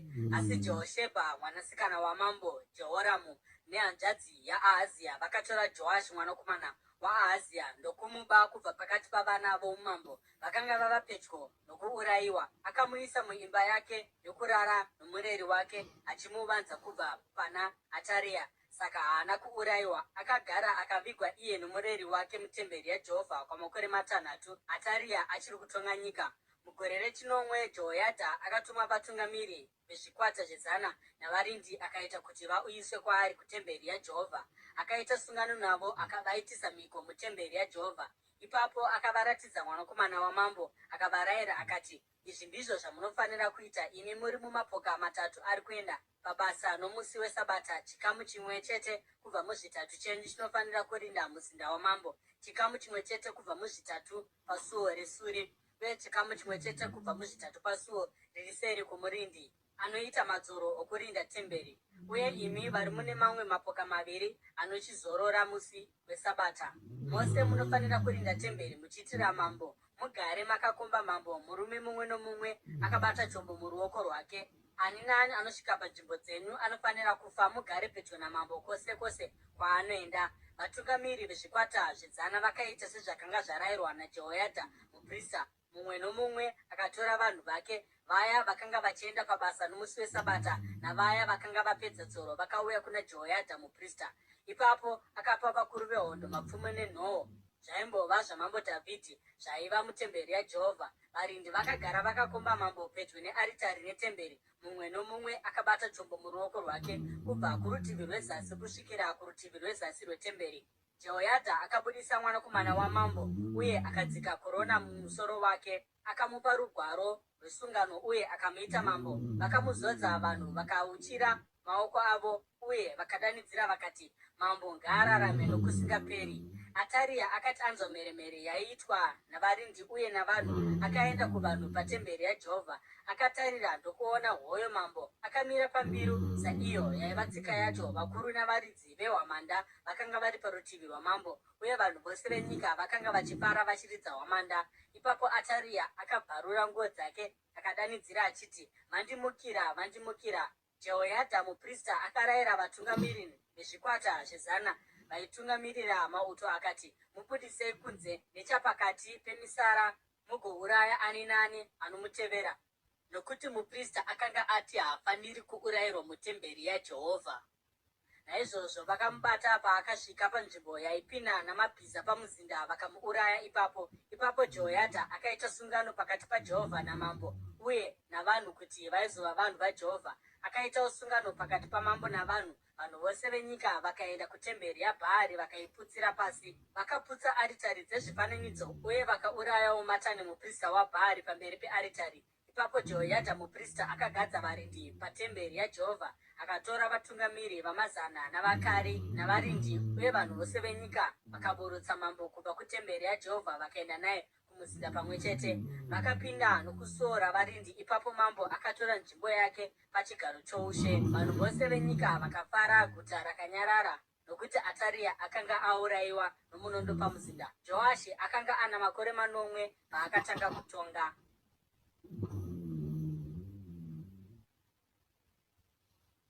Madzimambo echipiri chitsauko 12. Mugore rechinomwe raJehu, Joashi akava mambo uye akatonga muJerusarema kwamakore 40. Zita ramai vake rainzi Zibhia, vaibva kuBheerishebha. Joashi akaita zvakanaka pamberi paJehovha pamakore ose aakadzidziswa naJehoyadha muprista. Kunyange zvakadaro, matunhu akakwirira haana kubviswa. Vanhu vakaramba vachibayira zvibayiro uye vachipisira zvinonhuhwira ikoko. Joashi akati kuvaprista, unganidzai mari yose inouyiswa sezvipiriso zvakatsaurwa kutemberi yaJehovha, mari inounganidzwa pakuverengwa kwavanhu, mari inogamuchirwa iri yemhiko, nemari inouyiswa kutemberi vanhu vachida havo. Vaprista vose ngavagamuchire mari kubva kuno mumwe wavachengeti vehomwe yemari, uye ngaishandiswe kugadzira pose pavanowana vakaputsika mutemberi. Asi mugore ra23 ramambo Joashi, vaprista vakanga vachigere kugadzira temberi. Naizvozvo mambo Joashi akadana muprista Jehoyadha navamwe vaprista akavabvunza akati, seiko musingagadziri pakaputswa mutemberi? Chiregai kutora imwe mari zvakare kubva kuvabati vahomwe, asi muibudise kuti iite basa rokugadzira temberi. Vaprista vakabvuma kuti havaizounganidzazve mari kubva kuvanhu uye kuti havaizogadzira temberi ivo pachavo. Muprista Jehoyadha akatora bhokisi akaboora puri pachidzivo charo, akarigadzika parutivi pearitari kurudyi. Kana munhu achipinda mutemberi yaJehovha, vaprista vairinda mukova vakaisa mubhokisi mari yose yakauyiswa kutemberi yaJehovha. Pose pavaiona kuti mari yakanga yawanda mubhokisi, munyori wamambo nomuprista mukuru vaiverenga mari yainge yauyiswa mutemberi yaJehovha voiisa muzvihomwe. Vaiti kana vaona kuti yava mari, vaizoipa kuvarume vakanga vagadzwa kuti vave vatariri vebasa retemberi. Mari iyi yaizoripira vakanga vachishanda patemberi yaJehovha, vavezi navavaki navaironga uye navavezi vamatombo. Vakatenga matanda namatombo akavezwawo kugadzirisa temberi yaJehovha uye vakaripira zvose zvaidiwa pakugadziridza temberi. Mari yaiuyiswa mutemberi haina kushandiswa pakugadzira madhishi esirivha, mbato dzemwenje nemikombe nehwamanda kana zvimwe zvipi zvazvo zvegoridhe kana sirivha zvetemberi yaJehovha. Yakaripirwa kuvarume vaishanda ivo vakaishandisa kugadzira temberi. Havana kubvunza mashandisirwo ayo kuna avo vavakapa mari kuti varipire vashandi, nokuti vakashanda vakatendeka zvakakwana. Mari yaibva kuzvipiriso zvemhosva nezvipiriso zvechivi haina kuuyiswa mutemberi yaJehovha, yakanga iri yavaprista. Panguva yakaita saiyoyi, Hazaeri mambo weAramu akaenda akandorwisa Gati akaripamba. Ipapo akadzokera kundorwisa Jerusarema. Asi Joashi mambo weJudha akatora zvinhu zvose zvitsvene zvakatsaurwa zvakanga zvakumikidzwa namadzibaba ake Jehoyashafati naJehoramu naAhazia madzimambo eJudha, zvipo zvaakanga akumikidza iye negoridhe rose rakawanikwa mumatura etemberi yaJehovha nomumuzinda wamambo, akazvitumira kuna Hazaeri mambo weAramu, iye akabva muJerusarema. Zvimwe zvakaitwa pakutongwa kwaJoashi nezvose zvaakaita hazvina kunyorwa here mubhuku renhoroondo dzamadzimambo eJudha? Vabati vake vakaita rangano nokumumukira, vakamuuraya paBheti Miro panzira yaienda kuSira. Vabati vakamuuraya vakanga vari vana Josabhati mwanakomana waShimeati naJehozabhati mwanakomana waShomeri. Akafa akavigwa pamwe chete namadzibaba ake muguta raDhavhidhi, uye Amazia mwanakomana wake akamutevera paumambo. Madzimambo echipiri, chitsauko che13. Mugore ra23 raJoashi mwanakomana waAhazia mambo weJudha, Jehoahazi mwanakomana waJehu akava mambo weIsraeri muSamaria, uye akatonga kwamakore 18. Akaita zvakaipa pamberi paJehovha nokutevera zvivi zvaJerobhoamu mwanakomana waNebhati zvaakanga aita kuti vaIsraeri vaite, uye haana kutendeuka kubva pazvivi. Naizvozvo kutsamwa kwaJehovha kwakabvira somoto pamusoro peIsraeri, uye kwenguva yakareba akavaisa pasi poruoko rwaHazaeri mambo weAramu naBheni-Hadhadhi mwanakomana wake. Ipapo Jehoahazi akatsvaka nyasha dzaJehovha, Jehovha akamunzwa, nokuti akanga aona kuti mambo weAramu airwadzisa uye achitambudza Israeri zvakanyanya sei. Jehovha akamutsira Israeri mudzikinuri, uye vakapunyuka kubva pasi poruoko rwavaAramu. Naizvozvo vaIsraeri vakagara kumisha yavo sezvavakanga vakaita kare, asi havana kutendeuka kubva pazvivi zveimba yaJerobhoamu zvaakanga aita kuti Israeri iite. Vakarambira mazviri, uyezve danda raAshera rakaramba rimire muSamaria. Hapana hondo yaJehoahazi yakasara kunze kwavarume vamabhiza 50 nengoro 10 uye zviuru 10 zvavarwi vaifamba netsoka, nokuti mambo weAramu akanga aparadza vazhinji vavo akavaita seguruva renguva yokupfura. Zvino zvimwe zvakaitwa pakutonga kwaJehoahazi nezvose zvaakaita nokubudirira kwake hazvina kunyorwa here mubhuku renhoroondo dzamadzimambo eIsraeri? Jehoahazi akazorora namadzibaba ake uye akavigwa muSamaria. Jehoashi mwanakomana wake akamutevera paumambo. Mugore ra30 raJoashi mambo weJudha, Jehoashi mwanakomana waJehoahazi akava mambo weIsraeri muSamaria, uye akatonga kwamakore 16.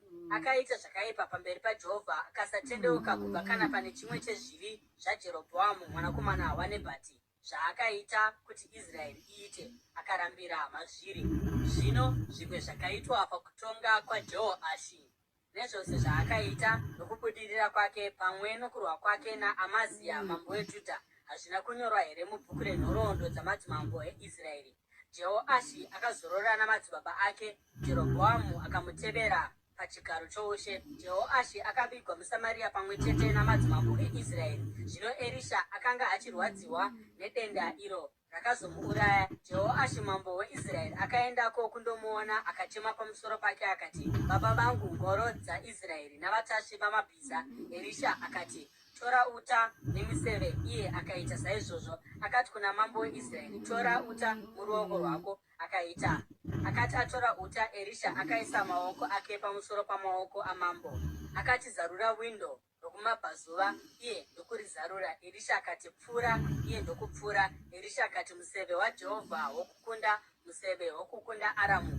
Iwe uchaparadza vaAramu zvachose paAfeki. Ipapo akati, chitora miseve. Mambo akaitora. Erisha akati kwaari, rova pasi. Iye akarova katatu akabva amira. Munhu waMwari akamutsamwira akati kwaari, wanga uchifanira kurova pasi kashanu kana katanhatu, ipapo waizokunda Aramu uye ugoiparadza zvachose. Asi zvino uchazongoikunda katatu chete. Erisha akafa akavigwa. Zvino hondo dzavaMoabhu dzakanga dzichipinda munyika kutanga kwegore roga roga. Rimwe zuva vaIsraeri vachiviga mumwe murume, pakarepo vakaona mapoka avapambi. Naizvozvo vakakanda mutumbi womunhu uyu muguva reErisha. Mutumbi wakati wagunzva mapfupa aErisha, munhu uya akamuka akamira namakumbo ake. Hazaeri mambo weAramu akatambudza vaIsraeri pamazuva ose okutonga kwaJehoahazi. Asi Jehovha akavaitira nyasha uye akava nengoni, akava nehanya navo nokuda kwesungano yake naAbhurahama naIsaka naJakobho. Kusvikira nhasi haana kuda kuvaparadza kana kuvarasira kure naye. Hazaeri mambo weAramu akafa, mwanakomana wake Bheni-Hadhadhi akamutevera paumambo. Ipapo Jehoashi mwanakomana waJehoahazi akatora zvekubva kuna Bheni-Hadhadhi mwanakomana waHazaeri maguta aakanga atora muhondo kubva kuna baba vake Jehoahazi. Jehoashi akamukunda katatu, nokudaro akadzorazve maguta avaIsraeri.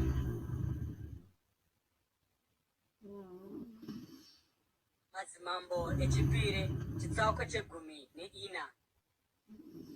Mugore rechipiri raJehoashi mwanakomana waJehoahazi mambo weIsraeri, Amazia mwanakomana waJoashi mambo weJudha akatanga kutonga. Akanga ava namakore 25 paakava mambo, uye akatonga muJerusarema kwamakore 20 Zita ramai vake rainzi Jehoadhini. Vakanga vachibva muJerusarema.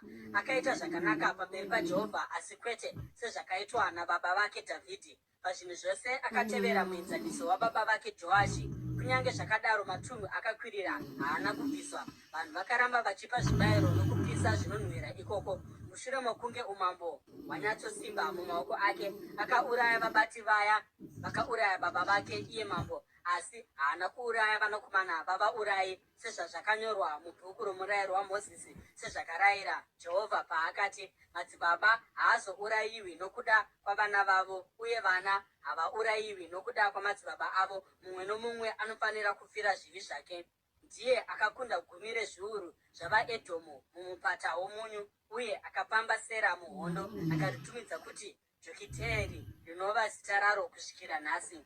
Ipapo Amazia akatuma nhume kuna Jehoashi mwanakomana waJehoahazi mwanakomana waJehu mambo weIsraeri akati, uya tionane. Asi Jehoashi mambo weIsraeri akapindura Amazia mambo weJudha akati, rukato rwomuRebhanoni rwakatuma nhume kumusidhari womuRebhanoni rukati, ipa mwanasikana wako kuti awanikwe nomwanakomana wangu. Ipapo mhuka yesango yomuRebhanoni yakauyapo ikatsika-tsika rukato netsoka dzayo. Zvirokwazvo wakakunda Edhomu, asi zvino wava kuzvikudza. Zvirumbidze hako pakukunda kwako, asi ugare kumba. Seiko wava kutsvaka bongozozo kuti uzviwisire pasi iwe pamwe chete neJudha?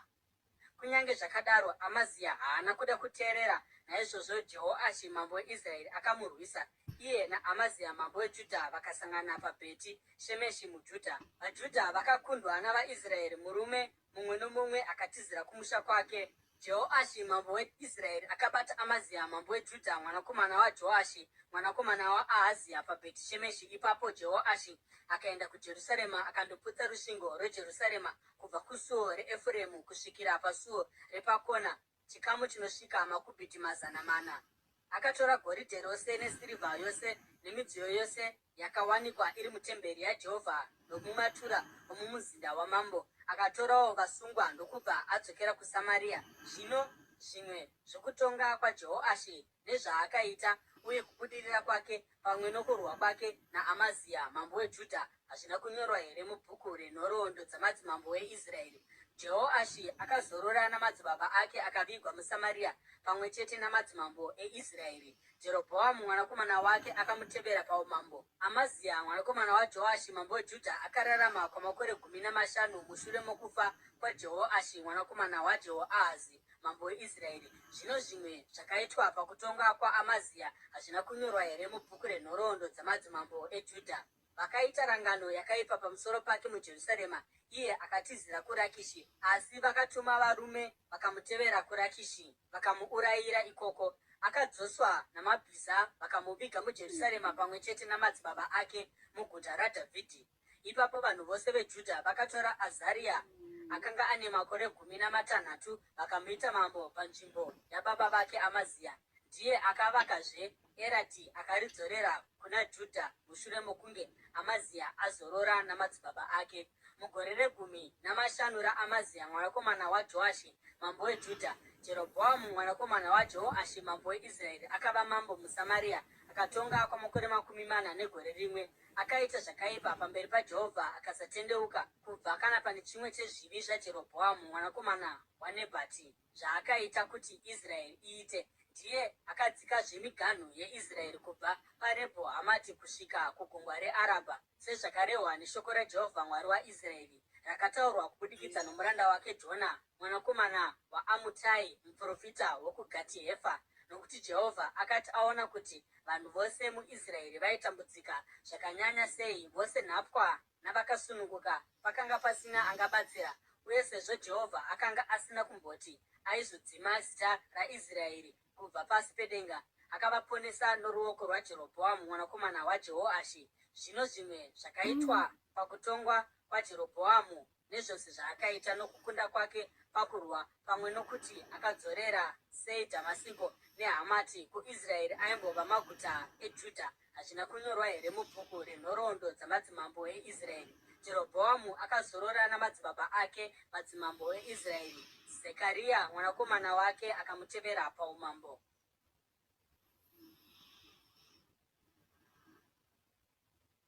Madzimambo echipiri, chitsauko che15. Mugore ra28 raJerobhoamu mambo weIsraeri, Azaria mwanakomana waAmazia mambo weJudha akatanga kutonga. Akanga ava namakore 16 paakava mambo uye akatonga muJerusarema kwamakore 52. Zita ramai vake rainzi Jekoria, vaibva muJerusarema. Akaita zvakarurama pamberi paJehovha sezvakanga zvaitwa nababa vake Amazia. Kunyange zvakadaro, matunhu akakwirira haana kubviswa. Vanhu vakaramba vachibayira zvibayiro nokupisa zvinonhuhwira ikoko. Jehovha akarova mambo namaperembudzi kusvikira pazuva raakafa, uye aigara mumba yake oga. Jotamu mwanakomana wamambo ndiye akanga ari mutariri womuzinda uye aitonga vanhu venyika iyoyo. Zvino zvimwe zvakaitika pakutonga kwaAzaria nezvose zvaakaita hazvina kunyorwa here mubhuku renhoroondo dzamadzimambo eJudha? Azaria akazorora namadzibaba ake akavigwa pedyo navo muguta raDhavhidhi, uye Jotamu mwanakomana wake akamutevera paumambo. Mugore ra30 raAzaria mambo weJudha, Zakaria mwanakomana waJerobhoamu akava mambo weIsraeri muSamaria, uye akatonga kwemwedzi 6. Akaita zvakaipa pamberi paJehovha sezvakaitwa nababa vake. Haana kutendeuka kubva pazvivi zvaJerobhoamu mwanakomana waNebhati zvakaita kuti Israeri iite. Sharumi mwanakomana waJabheshi akamukira Zekaria akamurwisa pamberi pavanhu, akamuuraya uye akamutevera paumambo. Zvino zvimwe zvakaitika zvokutonga kwaZekaria zvakanyorwa mubhuku renhoroondo dzamadzimambo eIsraeri. Saka shoko raJehovha rakataurwa kuna Jehu richiti, vana vako vachagara pachigaro choushe chaIsraeri kusvikira kurudzi rwechina rakazadziswa. Sharumi mwanakomana waJabheshi akava mambo mugore ra31 raUzia mambo weJudha, uye akatonga muSamaria kwemwedzi mumwe chete. Ipapo Menahemi mwanakomana waGadhi akaenda kuSamaria achibva kuTiriza, akarwisa Sharumi mwanakomana waJabheshi muSamaria akamuuraya, iye akamutevera paumambo. Zvino zvimwe zvakaitika pakutonga kwaSharumi nokumukira kwaakatungamirira zvakanyorwa mubhuku renhoroondo dzamadzimambo eIsraeri. Panguva iyoyo Menahemi akarwisa Tifisa navose vaiva muguta nenzvimbo dzaiva pedyo, achitanga kubva paTiriza, nokuti vakanga varamba kuzarura masuo avo. Akaparadza Tifisa uye akatumbura vakadzi vaiva nemimba. Mugore ra30 raAzaria mambo weJudha, Menahemi mwanakomana waGadhi akava mambo weIsraeri uye akatonga muSamaria kwamakore 10. Akaita zvakaipa pamberi paJehovha mumazuva ake ose okutonga. Haana kutendeuka kubva pazvivi zvaJerobhoamu mwanakomana waNebhati, zvaakaita kuti Israeri iite. Ipapo Pure mambo weAsiria akarwisa nyika, uye Menahemi akamupa chiuru chamatarenda esirivha kuti awane rutsigiro agosimbisa umambo hwake. Menahemi akatora mari iyi somutero kubva kuIsraeri. Murume wose aiva mupfumi aibvisa 50 amashekeri esirivha kuti apiwe kuna mambo weAsiria. Saka mambo weAsiria akadzokera uye akasagara zvemunyika. Zvino zvimwe zvakaitika pakutonga kwaMenahemi nezvose zvaakaita hazvina kunyorwa here mubhuku renhoroondo dzamadzimambo eIsraeri? Menahemi akazorora namadzibaba ake, uye Pekahia mwanakomana wake akamutevera paumambo. Mugore ra50 raAhazia mambo weJudha, Pekahia mwanakomana waMenahemi akava mambo weIsraeri muSamaria. Akatonga kwamakore 2. Pekahia akaita zvakaipa pamberi paJehovha.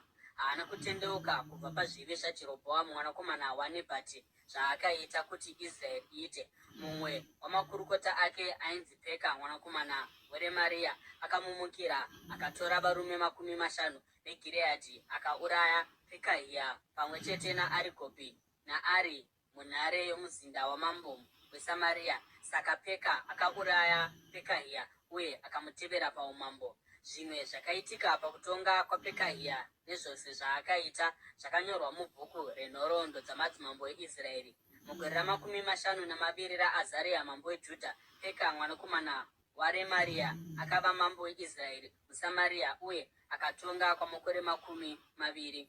Akaita zvakaipa pamberi paJehovha. Haana kutendeuka kubva pazvivi zvaJerobhoamu mwanakomana waNebhati, zvaakaita kuti Israeri iite. Munguva yaPeka mambo weIsraeri, Tigirati Pireseri mambo weAsiria akauya akatora Ijoni, Abheri, Bheti Maaka, Janoa, Kedheshi neHazori. Akatora Gireadhi neGarirea pamwe chete nenyika dzose dzeNafutari, uye akatakura vanhu akaenda navo kuAsiria senhapwa.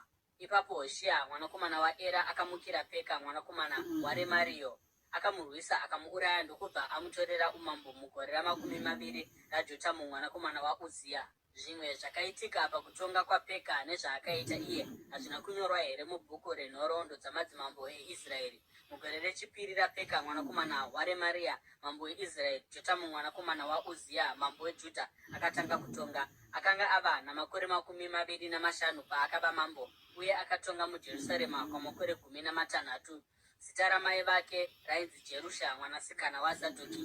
Akaita zvakarurama pamberi paJehovha sezvakanga zvaitwa nababa vake Uzia. Kunyange zvakadaro, matunhu akakwirira haana kubviswa. Vanhu vakaramba vachibayira zvibayiro uye vachipisa zvinonhuhwira ikoko. Jotamu akavakazve suo rokumusoro retemberi yaJehovha. Zvino zvimwe zvakaitika pakutonga kwaJotamu nezvaakaita hazvina kunyorwa here mubhuku renhoroondo dzamadzimambo eJudha? Mumazuva iwayo Jehovha akatanga kutuma Rezini mambo weAramu naPeka mwanakomana waRemaria kundorwisa Judha. Jotamu akazorora namadzibaba ake uye akavigwa pamwe chete navo muguta raDhavhidhi, guta rababa vake. Ahazia mwanakomana wake akamutevera paumambo. Madzimambo echipiri, chitsauko che10. Mugore re10 raPeka mwanakomana waRemaria, Ahazia mwanakomana waJotamu mambo weJudha akatanga kutonga uye akatonga muJerusarema kwamakore 16. Ahazia akanga ava namakore 20 paakava mambo. Haana kuita zvakarurama pamberi paJehovha Mwari wake sababa vake Dhavhidhi. Akafamba munzira dzamadzimambo eIsraeri akasvika pakubayira vanakomana vake mumoto, achitevera zvainyangadza zvedzimwe ndudzi dzakanga dzadzingwa naJehovha pamberi pavaIsraeri. akabayira zvibayiro uye akapisa zvinonhuhwira pamatunhu akakwirira pamusoro pezvikomo napasi pemiti yose yakapfumvutira. Ipapo Rezini mambo weAramu naPeka mwanakomana waRemaria mambo weIsraeri vakauya kuzorwa neJerusarema vakakomba Ahazi, asi havana kugona kumukunda. Panguva iyoyo Rezini mambo weAramu akadzorera Erati kuna Aramu nokudzinga varume veJudha. VaEdhomu vakapinda muErati uye ndimo mavanogara kusvikira nhasi. Ahazi akatuma nhume kuna Tigirati Pireseri mambo weAsiria akati, ndiri muranda wenyu nomwanakomana wenyu, uyai kuno mundinunure kubva muruoko rwamambo weAramu norwamambo weIsraeri vari kundirwisa. Ahazi akatora sirivha negoridhe zvakanga zvawanikwa mutemberi yaJehovha nomumatura omuzinda wamambo akazvitumira sechipo kuna mambo weAsiria. Mambo weAsiria akamunzwa ndokubva andorwisa Dhamasiko akarikunda. Akaendesa vanhu varo kuKiri uye akauraya Rezini. Ipapo mambo Ahazi akaenda kuDhamasiko kundosangana naTigirati Pireseri mambo weAsiria. Akaona aritari muDhamasiko ndokubva atumira mufananidzo wearitari kuna Uria muprista norondedzero yamavakirwo ayo. Saka muprista Uria akavaka aritari maererano namavakirwo ose akanga atumwa namambo Ahazi kubva kuDhamasiko, akaipedza mambo Ahazi asati adzokako. Mambo akati adzoka kubva kuDhamasiko akaona aritari, akasvika pairi akapa zvipiriso pairi. Akapa chipiriso chinopiswa rechipiriso chezviyo, akadururapo chipiriso chake chokunwa uye akasasa ropa nezvipiriso zvokuwadzana pamusoro pearitari. Aritari yendarira yakanga yakamiswa pamberi paJehovha akaibvisa kumberi kwetemberi kuti abve pakati pearitari itsva netemberi yaJehovha uye akaisa kudivi rokumusoro kwearitari itsva. Ipapo mambo Ahazi akarayira muprista Uria mirayiro iyi akati, pamusoro pearitari huru upe chipiriso chinopiswa chamangwanani uye manheru chipiriso chezviyo, chipiriso chinopiswa chamambo nechipiriso chake chezviyo, uye chipiriso chinopiswa chavanhu vose venyika nechipiriso chavo chezviyo nezvipiriso zvavo zvokunwa. Usase paaritari ropa rose rezvipiriso zvinopiswa nezvibayiro, asi ndichashandisa aritari yendarira pakutsvaka kutungamirirwa. Naizvozvo muprista Uria akaita sezvaakanga arayirwa namambo Ahazi. Ipapo mambo Ahazi akabvisa mapuranga omumativi uye akabvisawo madhishi pazvigadziko zvinofambiswa. Akabvisa gungwa kubva panzombe dzendarira dzairitsigira akarigadzika pahwaro hwedombo. Akabvisa denga reSabata rakanga rambovakwa patemberi uye akabvisa suo ramambo kunze kwetemberi yaJehovha kuti akudze mambo weAsiria. Zvino zvimwe zvakaitika pakutonga kwaAhazi uye zvaakaita iye hazvina kunyorwa here mubhuku renhoroondo dzamadzimambo eJudha? Ahazi akazorora namadzibaba ake akavigwa pamwe chete navo muguta raDhavhidhi. Hezekia mwanakomana wake akamutevera paumambo.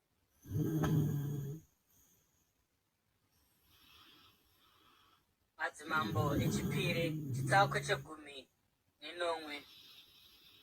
Mugore regumi namaviri raAhazi mambo weJudha, Hoshea mambo waEra akava mambo weIsraeri muSamaria uye akatonga kwamakore mapfumbamwe.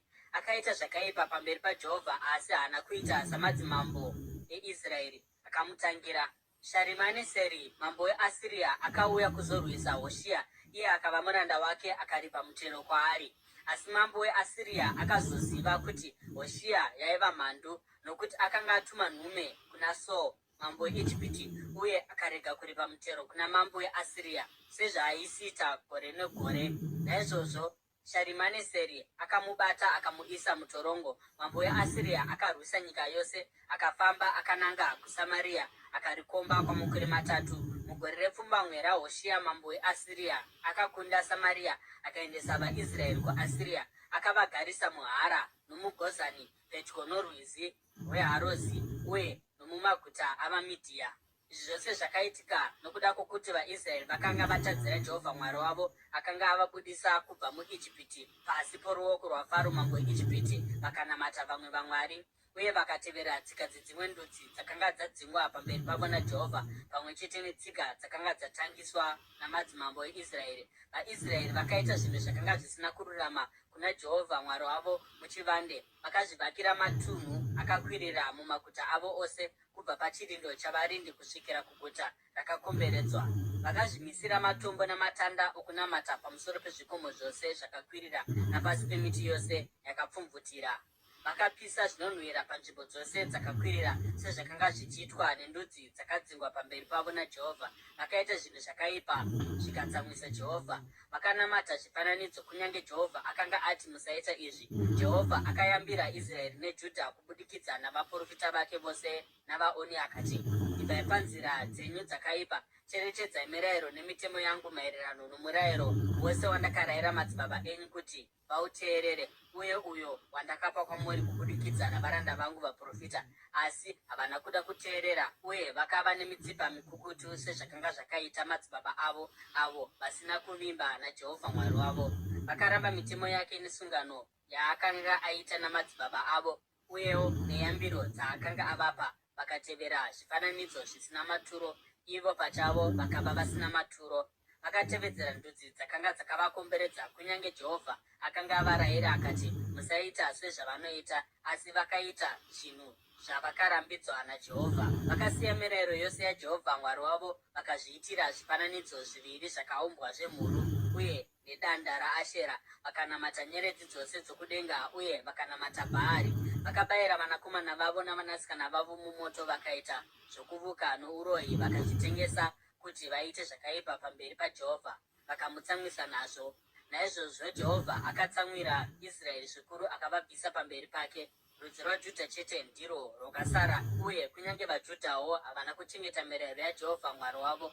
Vakatevera tsika dzakanga dzatangwa neIsraeri. Naizvozvo Jehovha akaramba vanhu vose veIsraeri, akavatambudza, akavapa mumaoko avaparadzi kusvikira avabvisa pamberi pake. Akati abvarura Israeri kubva muimba yaDhavhidhi, vakaita Jerobhoamu mwanakomana waNebhati mambo wavo. Jerobhoamu akatsausa Israeri pakutevera Jehovha, akavaita kuti vaite chivi chikuru. VaIsraeri vakaramba vari muzvivi zvose zvaJerobhoamu, uye havana kutendeuka kubva pazviri kusvikira Jehovha avabvisa pamberi pake, sezvaakanga avayambira kubudikidza navaranda vake vose vaprofita.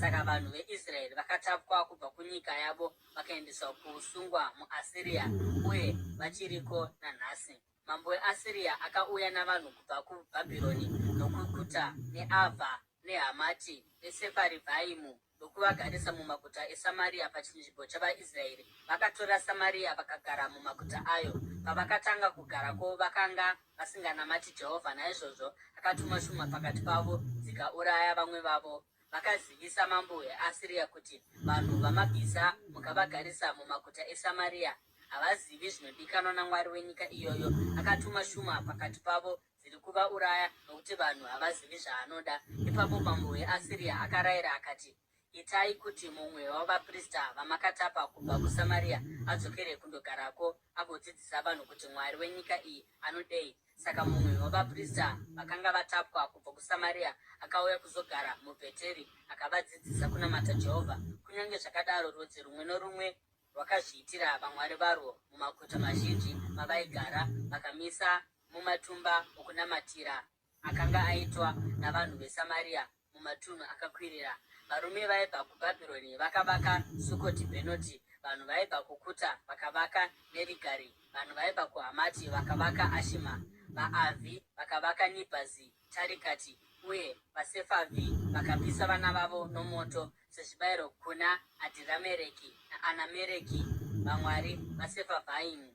Vakanamata Jehovha, asi vakagadzawo mhando dzose dzavanhu vavo kuti vavashandire savaprista mumatumba panzvimbo dzakakwirira. Vakanamata Jehovha, asi vakashumirawo vamwari vavo maererano netsika dzendudzi idzo dzavakanga vabviswa kwadziri.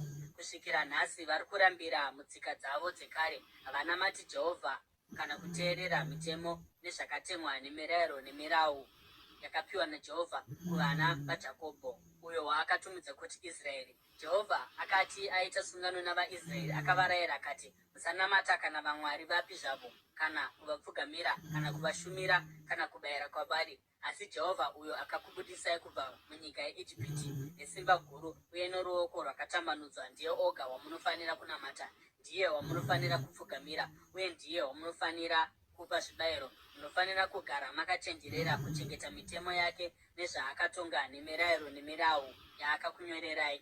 Musanamata vamwe vamwari, musakanganwa sungano yandakaita nemi, uye musanamata vamwe vamwari, asi munofanira kunamata Jehovha Mwari wenyu. ndiye achakusunungurai kubva mumaoko avavengi venyu vose. Kunyange zvakadaro havana kuda kunzwa, asi vakarambira mutsika dzavo dzakare. Kunyange vanhu ava vainamata Jehovha vaingoshumira vamwari vavo, nanhasi vana vavo navazukuru vavo vanoramba vachiita zvimwe chetezvo zvaiitwa namadzibaba avo. Madzimambo okutanga chitsauko chegumi nesere. Mugore rechitatu raHoshea mwanakomana waEra mambo weIsraeri, Hezekia mwanakomana waAhazi mambo weJudha akatanga kutonga. Akanga ava namakore 25 paakava mambo, uye akatonga muJerusarema kwamakore 20 Zita ramai vake rainzi Abhiya mwanasikana waZekaria. Akaita zvakanaka pamberi paJehovha sezvakanga zvaita baba vake Dhavhidhi. Akabvisa matunhu akakwirira, akaputsa matombo okunamata, uye akatema matanda aAshera, akaputsa nyoka yendarira yakanga yaitwa naMozisi, nokuti kusvikira panguva iyoyo vaIsraeri vakanga vachipisira zvinonhuhwira kwairi. Yakanga ichinzi Nehushitani. Hezekia akanga achivimba naJehovha Mwari waIsraeri. Kwakanga kusina akafanana naye pakati pamadzimambo ose eJudha vakatungamira kana vakamutevera. Akanamatira kuna Jehovha uye haana kurega kumutevera. Akachengeta mirayiro yakapiwa Mozisi naJehovha, uye Jehovha aiva naye. Akabudirira pane zvose zvaakaita, akamukira mambo weAsiria akasazomushandira. Akakunda vaFiristia kubva pachirindo chavarindi kusvikira kuguta rakakomberedzwa zvichienda kuGaza nenyika yayo. Mugore rechina ramambo Hezekia, iro raiva gore rechinomwe raHoshea mwanakomana waEra mambo weIsraeri, Sharimaneseri mambo weAsiria akaenda kundorwa neSamaria akarikunda. Pakupera kwamakore 3 vaAsiria vakaritora, saka Samaria yakatorwa mugore rechitanhatu ramambo Hezekia, iro rakanga riri gore rechipfumbamwe raHoshea mambo weIsraeri. Mambo weAsiria akavatapa akavaendesa kuAsiria, akandovagarisa muHara, muGozani, parwizi rweHabhori nomumaguta avaMedhesi. Izvi zvakaitika nokuti vakanga vasina kuteerera Jehovha Mwari wavo, asi vakanga vadarika sungano yake nezvose zvakanga zvarayirwa naMozisi muranda waJehovha. Vakaramba kunzwa mirayiro kana kuiita. Mugore re14 rokutonga kwamambo Hezekia, Senakeribhi mambo weAsiria akarwisa maguta ose eJudha akakomberedzwa namasvingo akaatora. Saka Hezekia mambo weJudha akatuma shoko kuna mambo weAsiria paRakishi achiti, ndakakanganisa hangu, ibvai henyu kwandiri uye ndicharipa zvose zvamuchareva kwandiri. Mambo weAsiria akaripisa Hezekia mambo weJudha mutero wa300 amatarenda esirivha namatarenda egoridhe 30. Saka Hezekia akamupa sirivha yose yakawanikwa mutemberi yaJehovha nomumatura omumuzinda wamambo. Panguva iyoyo Hezekia mambo weJudha akabvisa goridhe raakanga afukidza naro makonhi nembiru dzamakonhi etemberi yaJehovha akazvipa kuna mambo weAsiria. Mambo weAsiria akatuma mukuru wehondo nomukuru wavabati uye nomukuru wavatariri nehondo huru kubva kuRakishi kuti vaende kuna mambo Hezekia kuJerusarema. Vakakwira kuJerusarema vakamira pamugero wedziva rokumusoro mumugwagwa unoenda kumunda womusuki. Vakadana mambo uye Eriakimi mwanakomana waHirikia mutariri womuzinda wamambo, naShebhina munyori, naJoa mwanakomana waAsafi munyori wenhoroondo vakabuda vakaenda kwavari. Mukuru wavatariri akati kwavari, udzai Hezekia kuti zvanzi namambo mukuru, mambo weAsiria, chaunovimba nacho chii? Unoti unogona kuronga uye une simba rokurwa, asi uri kungotaura mashoko asingazari mukombe. Uri kuvimba naaniko kuti undimukire? Tarira zvino, wakasendamira paIjipiti. Uya mudonzvo werutsanga rwakatsemuka runobaya ruoko rwomunhu ruchimupa ronda kana asendamira parwuri. Ndizvo zvakaita Faro mambo weIjipiti kuna vose vanosendamira paari. Asi kana ukati kwandiri, tinovimba naJehovha Mwari wedu, ko haazi iye ane matunhu akakwirira nearitari dzakabviswa naHezekia achiti kuJudha neJerusarema, munofanira kunamata pamberi pearitari iyi muJerusarema here? Chiuya zvino uite chidzidzo natenzi wangu mambo weAsiria, ndichakupa zviuru 2 zvamabhiza kana uchigona kuisa vatasvi pamusoro pawo. Ungagona seiko kukunda mumwe wamachinda madiki atenzi wangu, kunyange dai uchivimba neIjipiti, kuti uchapiwa ngoro navatasvi vamabhiza? Pamusoro pezvo, handina kuuya kuzorwa nokuparadza nzvimbo ino ndisina shoko rinobva kuna Jehovha here? Jehovha pachake akandiudza kuti ndiuye kuzorwisa nyika uye ndiiparadze. Ipapo Eriakimu mwanakomana waHirikia naShebhina naJoa vakati kumukuru wavatariri, tapota taurai kuvaranda venyu norurimi rwechiAramu sezvo tichirunzwa. Musataura nesu nechiHebheru, vanhu vari parusvingo vachizvinzwa. Asi mukuru wehondo akapindura akati, ko, ndatumwa natenzi wangu kuna tenzi wako nokwauri chete here kuti nditaure mashoko aya tisingatauri kuvarume vagere parusvingo? Ivo pamwe chete newe vanofanira kudya tsvina yavo nokunwa mvura yemiviri yavo. Ipapo mukuru wehondo akasimuka akadanidzira norurimi rwechiHebheru achiti, inzwai shoko ramambo mukuru, mambo weAsiria. Zvanzi namambo, musarega Hezekia achikukurudzirai kuti muvimbe naJehovha paanoti, zvirokwazvo Jehovha achatirwira, guta rino harizopiwi muruoko rwamambo weAsiria. Musateerera Hezekia. Zvanzi namambo weAsiria, itai rugare neni mugouya kuno kwandiri. Ipapo mumwe nomumwe wenyu achadya zvinobva pamuzambiringa wake napamuonde wake, uye achanwa mvura inobva muchirongo chake, kusvikira ndauya ndikakutorai ndigokuisai kunyika yakafanana neyenyu, nyika ine zvokudya newaini itsva, nyika yechingwa neminda yemizambiringa, nyika yemiti yemiorivhi nouchi. Sarudzai upenyu kwete rufu. Musateerera Hezekia, nokuti anokutsausai kana akati, Jehovha achatirwira. Pana mwari wenyika ipi zvayo akamborwira nyika yake kubva muruoko rwamambo weAsiria? Vamwari veHamati neveAripadhi varipi? Vamwari veSefabhaimi neHena neIvha varipi? Vakanunura Samaria muruoko rwangu here? Ndiani wavamwari vose venyika idzi akagona kuponesa nyika yake kubva kwandiri? Zvino Jehovha achanunura Jerusarema sei kubva muruoko rwangu? Asi vanhu vakaramba vakanyarara vakasataura chinhu, nokuti mambo akanga arayira akati, musamupindura. Ipapo Eriakimi mwanakomana waHirikia mutariri womuzinda wamambo naShebhina munyori naJoa mwanakomana waAsafi munyori wenhoroondo vakaenda kuna Hezekia nenguo dzavo dzakabvaruka, vakamuudza zvakanga zvataurwa nomukuru wavarwi.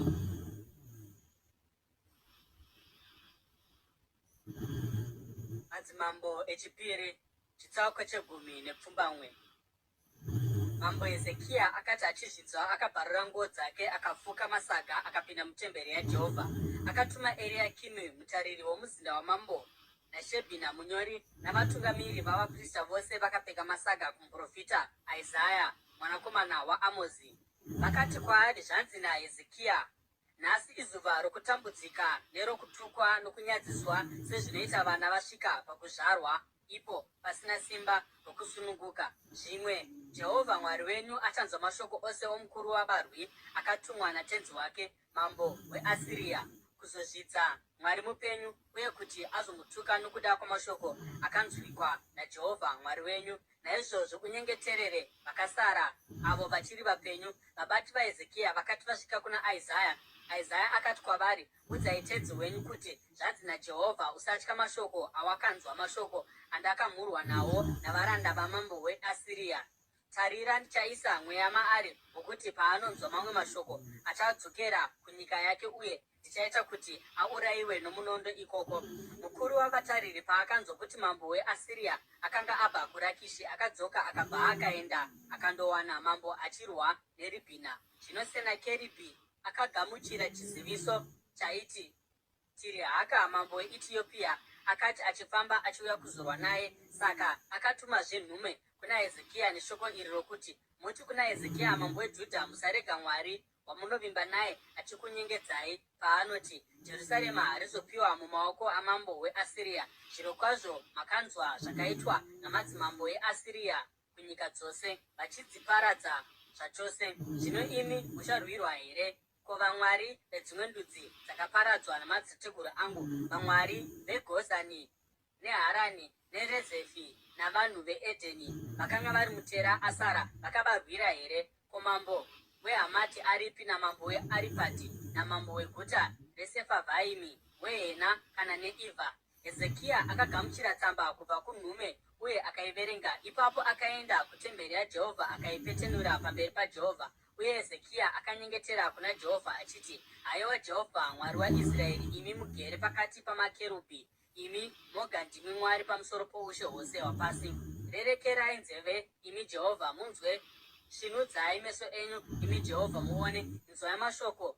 Senakeribi akatuma kuti azozvidza nawo Mwari mupenyu. Haiwa Jehovha, ichokwadi kuti madzimambo eAsiria akaparadza chose ndudzi idzi nenyika dzavo. Vakakanda vamwari vavo mumoto vakavaparadza, nokuti vakanga vasiri vamwari asi matanda chete namatombo akaumbwa namaoko avanhu. Haiwa Jehovha Mwari wedu, zvino chituwirai kubva muruoko rwake, kuitira kuti umambo hwose hwapanyika huzive kuti imi moga ndimi Mwari. Ipapo Isaya mwanakomana waAmozi akatuma shoko kuna Hezekia akati, zvanzi naJehovha Mwari waIsraeri, ndanzwa munyengetero wako pamusoro paSenakeribi mambo weAsiria. Iri ndiro shoko rakataurwa naJehovha pamusoro pake. Mhandara mwanasikana weZioni anokushora uye anokuseka, mwanasikana weJerusarema anogutsurira musoro uchitiza. Ndianiko wawakazvidza uye ukamhura? Wakasimudzira inzwi rako kuna aniko uye ukasimudza meso ako mukuzvikudza? Ndiye mutsvene waIsraeri. Nenhume dzako wakaunganidza zvituko kuna Jehovha, uye wakati, nengoro dzangu zhinji ndakakwira makomo marefu, nzvimbo refu refu dzeRebhanoni. Ndakatemera pasi misidhari yayo yakareba nemipaini yayo yakaisvonaka. Ndakasvika kumasango ayo kure kure, masango ayo akanakisisa. Ndakachera matsime munyika yavatorwa uye ndikanwa mvura ikoko. Netsoka dzangu ndakaomesa hova dzose dzeIjipiti. Hauna kunzwa here? Ndakazviita kare kare, mumazuva akare ndakazvironga. Zvino ndaita kuti zviitike, kuti wakashandura maguta akakomberedzwa akava murwi wamatombo. Vanhu vavo vakapedzwa simba, vakavhundutswa uye vakanyadziswa.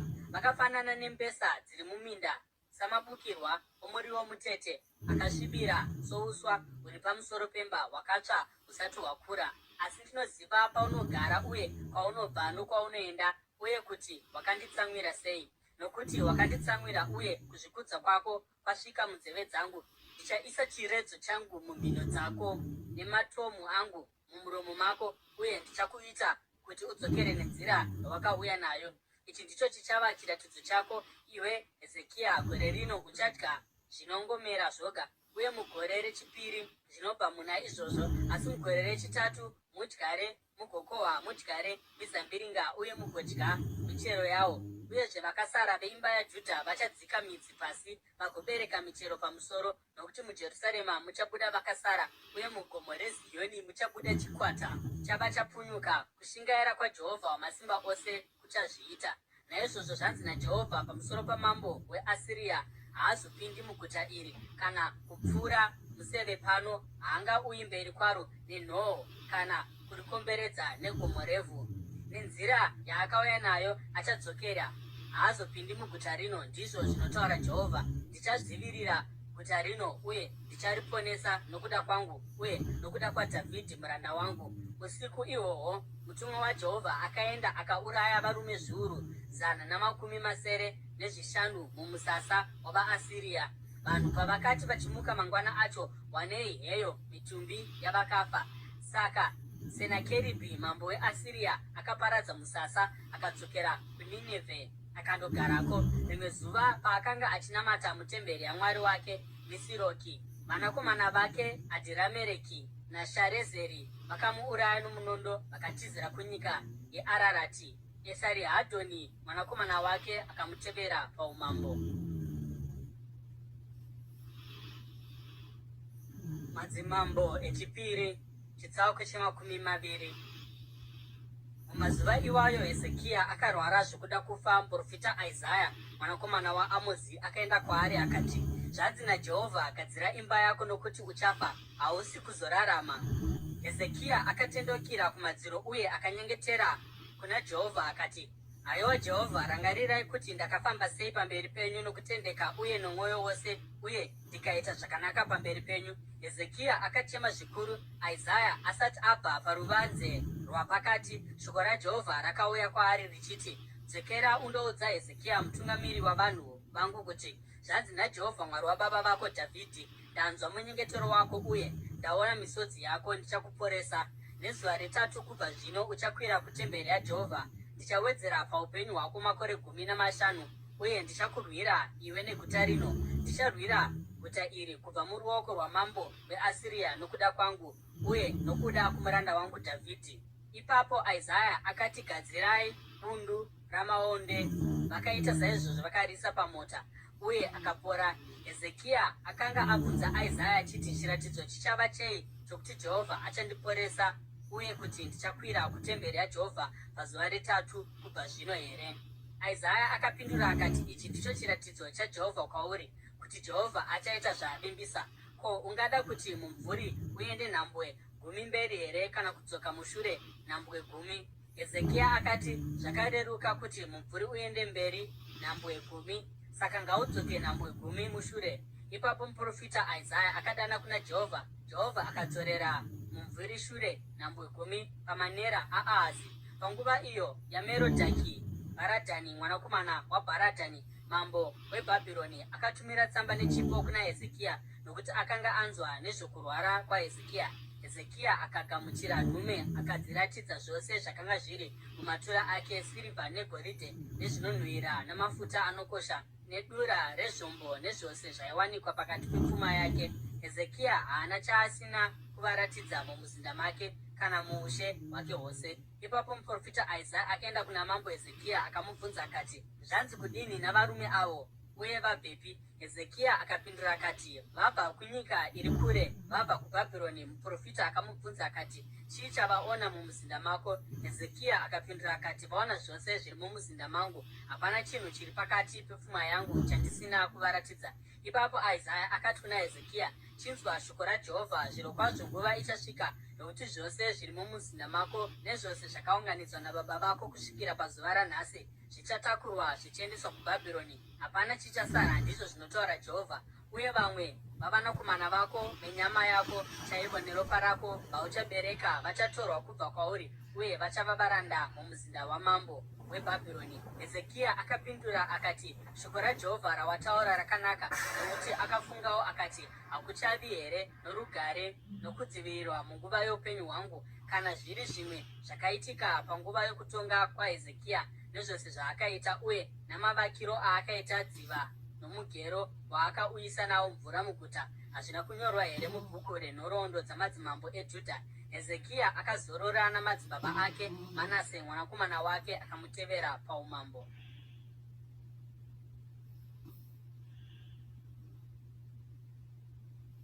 Madzimambo echipiri chitsauko chemakumi maviri neimwe.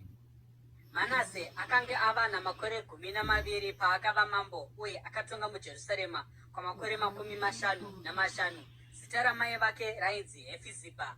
Akaita zvakaipa pamberi paJehovha, achitevera zvinonyangadza zvendudzi dzakadzingwa pamberi pavaIsraeri naJehovha. Akavaka zvematunhu akakwirira akanga aparadzwa nababa vake Hezekia, uye akavaka aritari dzaBhaari, akaita danda raAshera sezvakanga zvaitwa naAhabhu mambo weIsraeri. Akapfugamira nyeredzi dzose dzedenga akadzinamata. Akavaka aritari mutemberi yaJehovha makanga manzi naJehovha, ndichaisa zita rangu muJerusarema. Muzvivanze zvose zviri zviviri zvetemberi yaJehovha akavakira nyeredzi dzose dzokudenga aritari. Akabayira mwanakomana wake mumoto, akaita uroyi nokuvuka, akabvunza masvikiro navavuki. Akaita zvakaipa zvakawanda pamberi paJehovha, akamutsa hasha dzake. Akatora mufananidzo waAshera wakavezwa waakanga aita akauisa mutemberi yakanga yanzi naJehovha kuna Dhavhidhi nokumwanakomana wake Soromoni. Mutemberi iyi nomuJerusarema mandakasarudza pakati pamarudzi ose aIsraeri, ndichaisamo zita rangu nokusingaperi. Handichaitizve kuti tsoka dzavaIsraeri dzidzungaire kubva munyika yandakapa madzitateguru avo, kana vakangochenjera chete kuita zvose zvandakavarayira uye vakachengeta murayiro wose wavakapiwa nomuranda wangu Mozisi. Asi vanhu havana kuteerera. Manase akavatsausa zvokuti vakanyanya kuita zvakaipa kupfuura dzimwe ndudzi dzakaparadzwa pamberi pavaIsraeri naJehovha. Jehovha akataura kubudikidza navaranda vake ivo vaprofita akati, Manase mambo weJudha aita zvivi zvinonyangadza izvi. Aita zvakaipa zvakawanda kupfuura vaAmori vakamutangira, uye atungamirira Judha muzvivi nezvifananidzo zvake. Naizvozvo zvanzi naJehovha Mwari waIsraeri, ndichauyisa dambudziko pamusoro peJerusarema neJudha zvokuti nzeve dzomumwe nomumwe achanzwa nezvazvo dzichaunga.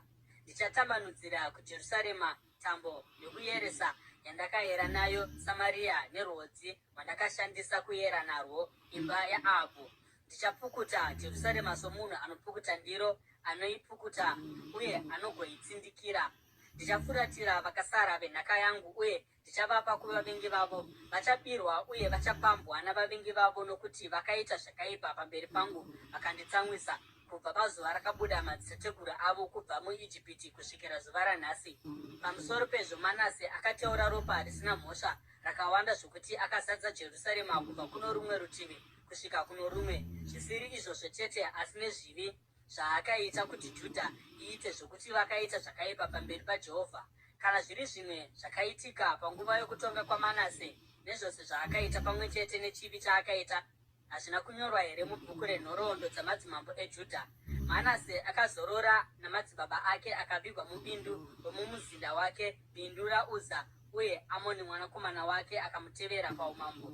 Amoni akanga ava namakore 22 paakava mambo, uye akatonga muJerusarema kwamakore 2. Zita ramai vake rainzi Meshuremeti mwanasikana waHaruzi, akanga achibva kuJotibha.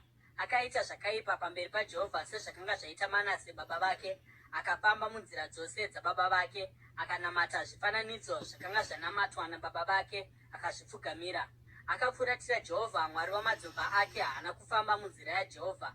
Vabati vaAmoni vakamumukira vakauraya mambo mumuzinda wake. Ipapo vanhu venyika vakauraya vose vakanga vamukira mambo Amoni, vakagadza mwanakomana wake Josia kuti ave mambo panzvimbo yake. Kana zviri zvimwe zvakaitika panguva yokutanga kwaAmoni nezvaakaita hazvina kunyorwa here mubhuku renhoroondo dzamadzimambo eJudha? Akavigwa muguva rake mubindu raUza. Josia mwanakomana wake akamutevera paumambo. Madzimambo echipiri, chitsauko che22.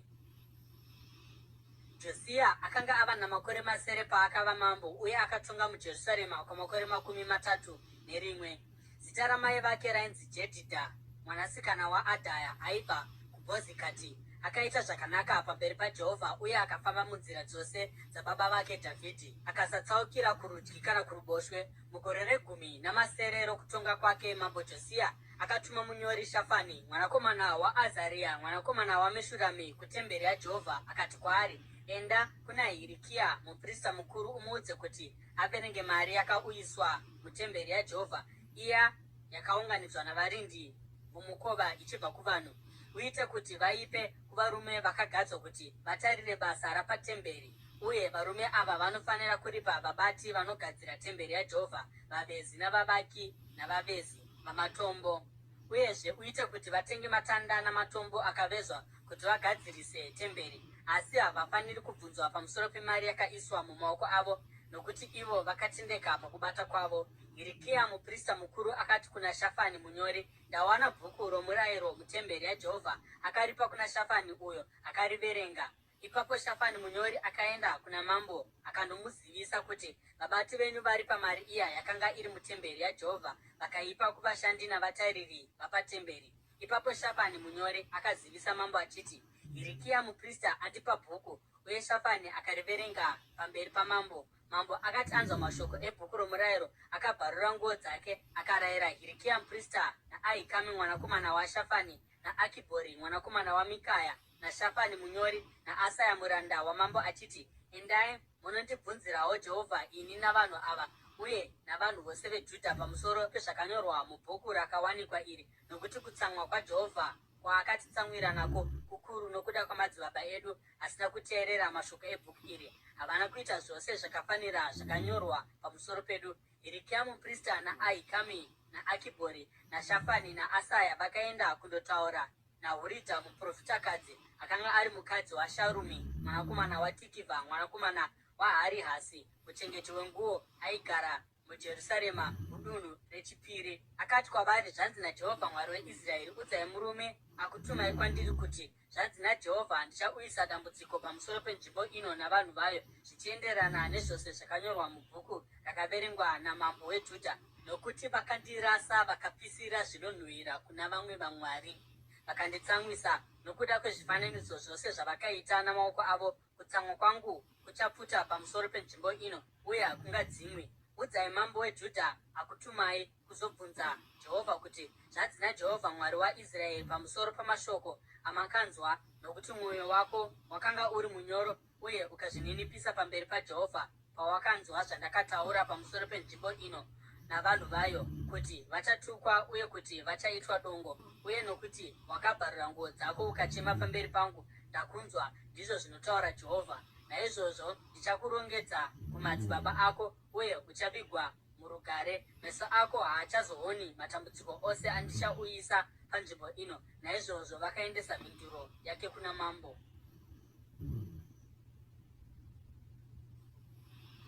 Madzimambo echipiri, chitsauko che23. Ipapo mambo akaunganidza vakuru vose veJudha neJerusarema pamwe chete, akakwidza achienda kutemberi yaJehovha navarume veJudha navanhu veJerusarema, vaprista navaprofita, navanhu vose kubva kuvaduku kusvikira kuvakuru. Akaverenga vachinzwa mashoko ose ebhuku resungano rakanga rawanikwa mutemberi yaJehovha. Mambo akamira pambiru akavandudza sungano pamberi paJehovha kuti atevere Jehovha uye achengete zvaakarayira nezvaakatema nemitemo yake nomwoyo wake wose nomweya wake wose, nokudaro achisimbisa mashoko esungano akanyorwa mubhuku iri. Ipapo vanhu vose vakazvipira kusungano. Zvino mambo akarayira Hirikia muprista mukuru navaprista vaimutevera paukuru navarindi vemikova kuti vabvise mutemberi yaJehovha zvose zvakanga zvaitirwa Bhaari naAshera nenyeredzi dzose dzokudenga. Akazvipisira kunze kweJerusarema muminda yomupata weKidhironi. Akaendesa madota azvo kuBheteri. Akabvisa vaprista vezvifananidzo vakanga vagadzwa namadzimambo eJudha kuti vapisire zvinonhuhwira pamatunhu akakwirira amaguta eJudha napamusoro penzvimbo dzakapoteredza Jerusarema, vaya vaipisira zvinonhuhwira kuna Bhaari nokuzuva nomwedzi nokunyeredzi dzose dzokudenga. Akabvisa danda raAshera mutemberi yaJehovha akariisa kumupata weKidhironi kunze kweJerusarema, akaripisirako. Akarikuya rikava madota, akaparadzira madota acho pamusoro pamarinda avanhuwo zvavo. Akaputsawo dzimba dzezvifeve zvavarume zvapatemberi dzaiva mutemberi yaJehovha mairukira vakadzi machira aAshera. Josia akabudisa vaprista vose vaibva mumaguta eJudha akashatisa matunhu akakwirira kubva kuGebha kusvikira kuBheerishebha kwaipisirwa zvinonhuhwira navaprista. Akaputsa dzimba dzapamatunhu akakwirira apamasuo apamukova wesuo raJoshua mutongi weguta raiva kuruboshwe rwesuo reguta. Kunyange zvakadaro, vaprista vamatunhu akakwirira vakanga vasingashumiri paaritari yaJehovha muJerusarema vakadya zvingwa zvisina mbiriso pamwe chete nehama dzavo vaprista. Akashatisa Tofeti iri mumupata weBheni Hinomi kuitira kuti pasava nomunhu angapashandisa kubayira mwanakomana wake kana mwanasikana wake mumoto kuna Moreki. Akabvisa pasuo retemberi yaJehovha mabhiza akanga akumikidzwa kuzuva namadzimambo eJudha akanga ari muchivanze pedyo nekamuri romubati ainzi Natani Mereki. Ipapo Josia akapisa ngoro dzakanga dzakakumikidzwa kuzuva, akaputsira pasi aritari dzakanga dzavakwa namadzimambo eJudha pamusoro pedenga pedyo nekamuri rapamusoro raAhazia nearitari dzakanga dzavakwa naManase muzvivanze zviviri zvetemberi yaJehovha. Akazvibvisapo, akazviputsa-putsa uye akakanda marara acho mumupata weKidhironi. Mambo akashatisawo matunhu akakwirira akanga ari kumabvazuva kweJerusarema nechezasi kwechikomo choUori, izvo zvakanga zvavakwa naSoromoni mambo weIsraeri, achivakira Ashitoreti mwari anonyangadza wavaSidhoni, naKemoshi mwari anonyangadza wavaMoabhu, naMoreki mwari anonyangadza wavaAmoni. Josia akaputsa-putsa shongwe dzamatombo aiera, akatema matanda aAshera akafukidza nzvimbo dzacho namapfupa avanhu. Pamusoro paizvozvo akaparadza aritari paBheteri nenzvimbo yakakwirira yakaitwa naJerobhoamu mwanakomana waNebhati, uyo akaita kuti Israeri itadze. Kunyange aritari iyoyo nenzvimbo yakakwirira akazviputsa, akapisa nzvimbo yakakwirira akaikuya kuita upfu, uye akapisawo danda raAshera. Ipapo Josia akatarira-tarira, uye paakaona makuva akanga aripo pamusoro pechikomo, akarayira kuti mapfupa abviswe maari uye apiswe paaritari kuti aishatise maererano neshoko raJehovha rakaparidzwa nomunhu waMwari akaprofita zvinhu izvi. Mambo akabvunza akati, ko, shongwe yeguva yandinoona iyo ndeyani?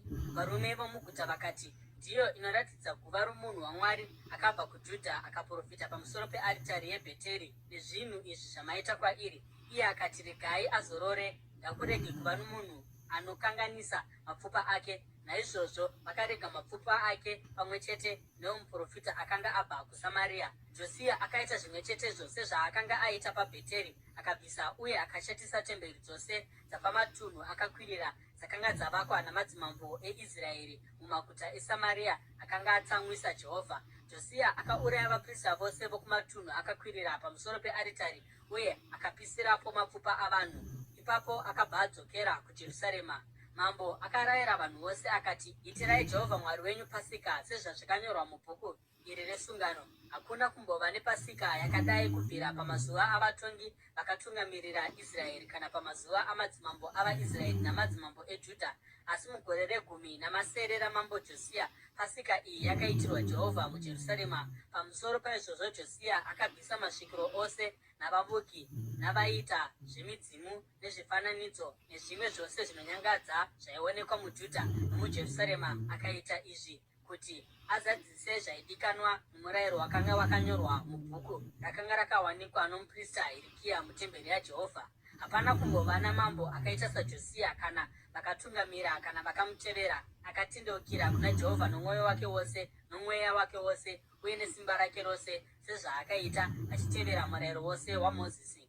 Kunyange zvakadaro, Jehovha haana kushanduka pakupisa kwehasha dzake dzinotyisa dzaipisira Judha nokuda kwezvose zvakaitwa naManase achimutsamwisa. Naizvozvo Jehovha akati, ndichabvisawo Judha pamberi pangu sokubvisa kwandakaita Israeri, uye ndicharamba Jerusarema, guta randakasarudza netemberi iyi yandakataura pamusoro payo ndichiti, zita rangu richagarapo. Kana zviri zvimwe zvakaitika pakutonga kwaJosia nezvose zvaakaita hazvina kunyorwa here mubhuku renhoroondo dzamadzimambo eJudha? Josia paakanga ari mambo, Faro Neko mambo weIjipiti akaenda kurwizi Yufuratesi kuti andobatsira mambo weAsiria. Mambo Josia akaenda kundorwisana naye, asi Neko akamuona akamuuraya paMegidho. Varanda vaJosia vakatakura mutumbi wake mungoro kubva kuMegidho kusvika kuJerusarema vakamuviga muguva rake. Vanhu vomunyika imomo vakatora Jehoahazi mwanakomana waJosia vakamuzodza uye vakamuita mambo panzvimbo yababa vake. Jehoahazi akanga ava namakore 23 paakava mambo. Akatonga kwemwedzi 3 muJerusarema. Zita ramai vake rainzi Hamutari mwanasikana waJeremia vaibva kuRibhina. Akaita zvakaipa pamberi paJehovha sezvakanga zvaitwa namadzibaba ake. Faro Neko akamusunga nengetani paRibhira munyika yeHamati kuti asatonga muJerusarema, uye akaisa mutero pamusoro peJudha wamatarenda 100 esirivha netarenda regoridhe. Faro Neko akagadza Eriakimu mwanakomana waJosia kuti ave mambo panzvimbo yababa vake, uye Josia akashandura zita raEriakimu kuti rive Jehoyakimi. Asi akatora Jehoahazi akaenda naye kuIjipiti, uye ndiko kwaakafira.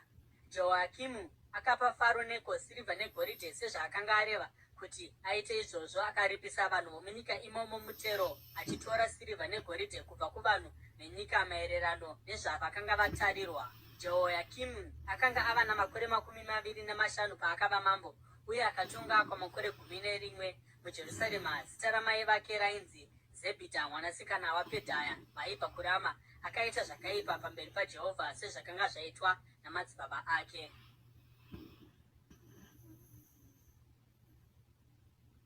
Madzimambo echipiri, chitsauko che24. Mumazuva okutonga kwaJehoyakimi, Nebhukadhinezari mambo weBhabhironi akakunda nyika. Jehoyakimi akava muranda wake kwamakore 3, asi akazoshandura pfungwa dzake akamukira Nebhukadhinezari. Jehovha akatuma vaBhabhironi navaAramu navaMoabhu uye navaAmoni kuti vazorwisa. Akavatuma kunoparadza Judha sezvakarehwa neshoko raJehovha rakataurwa navaranda vake navaprofita. Zvirokwazvo zvinhu izvi zvakaitika kuna Judha sezvazvakarayirwa naJehovha, kuitira kuti avabvise pamberi pake nokuda kwezvivi zvaManase nezvose zvaakaita, zvinosanganisira kuteura ropa risina mhosva, nokuti akanga azadza Jerusarema neropa risina mhosva, uye Jehovha akanga asingadi kumukanganwira. Kana zviri zvimwe zvakaitika pakutonga kwaJehoyakimi nezvose zvaakaita hazvina kunyorwa here mubhuku renhoroondo dzamadzimambo eJudha? Jehoyakimi akazorora namadzibaba ake, uye Jehoyakimi mwanakomana wake akamutevera paumambo. mambo weIjipiti haana kuzobudazve kubva munyika yake, nokuti mambo weBhabhironi akanga atora nyika yake yose kubva kurwizi rweIjipiti kusvikira kurwizi Yufuratesi.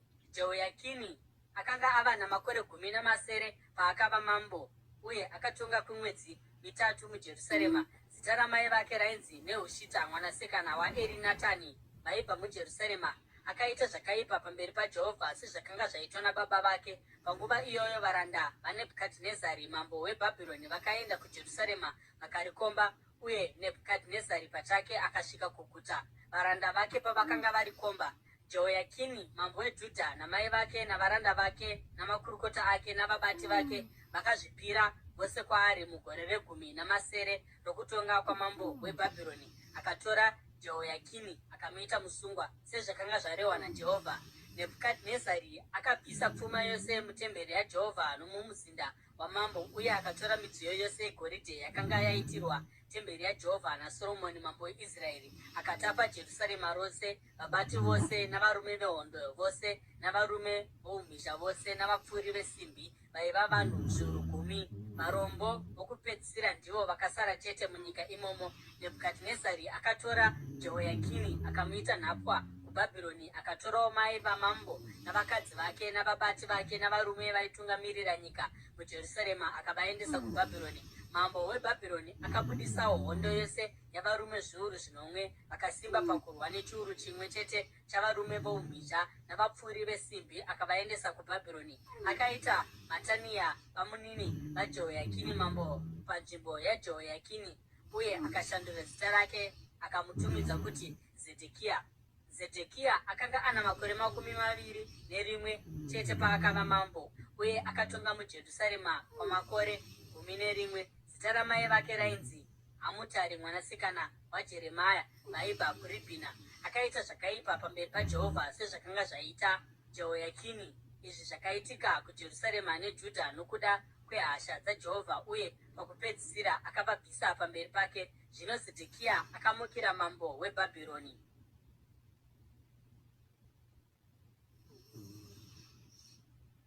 Madzimambo echipiri chitsauko che25.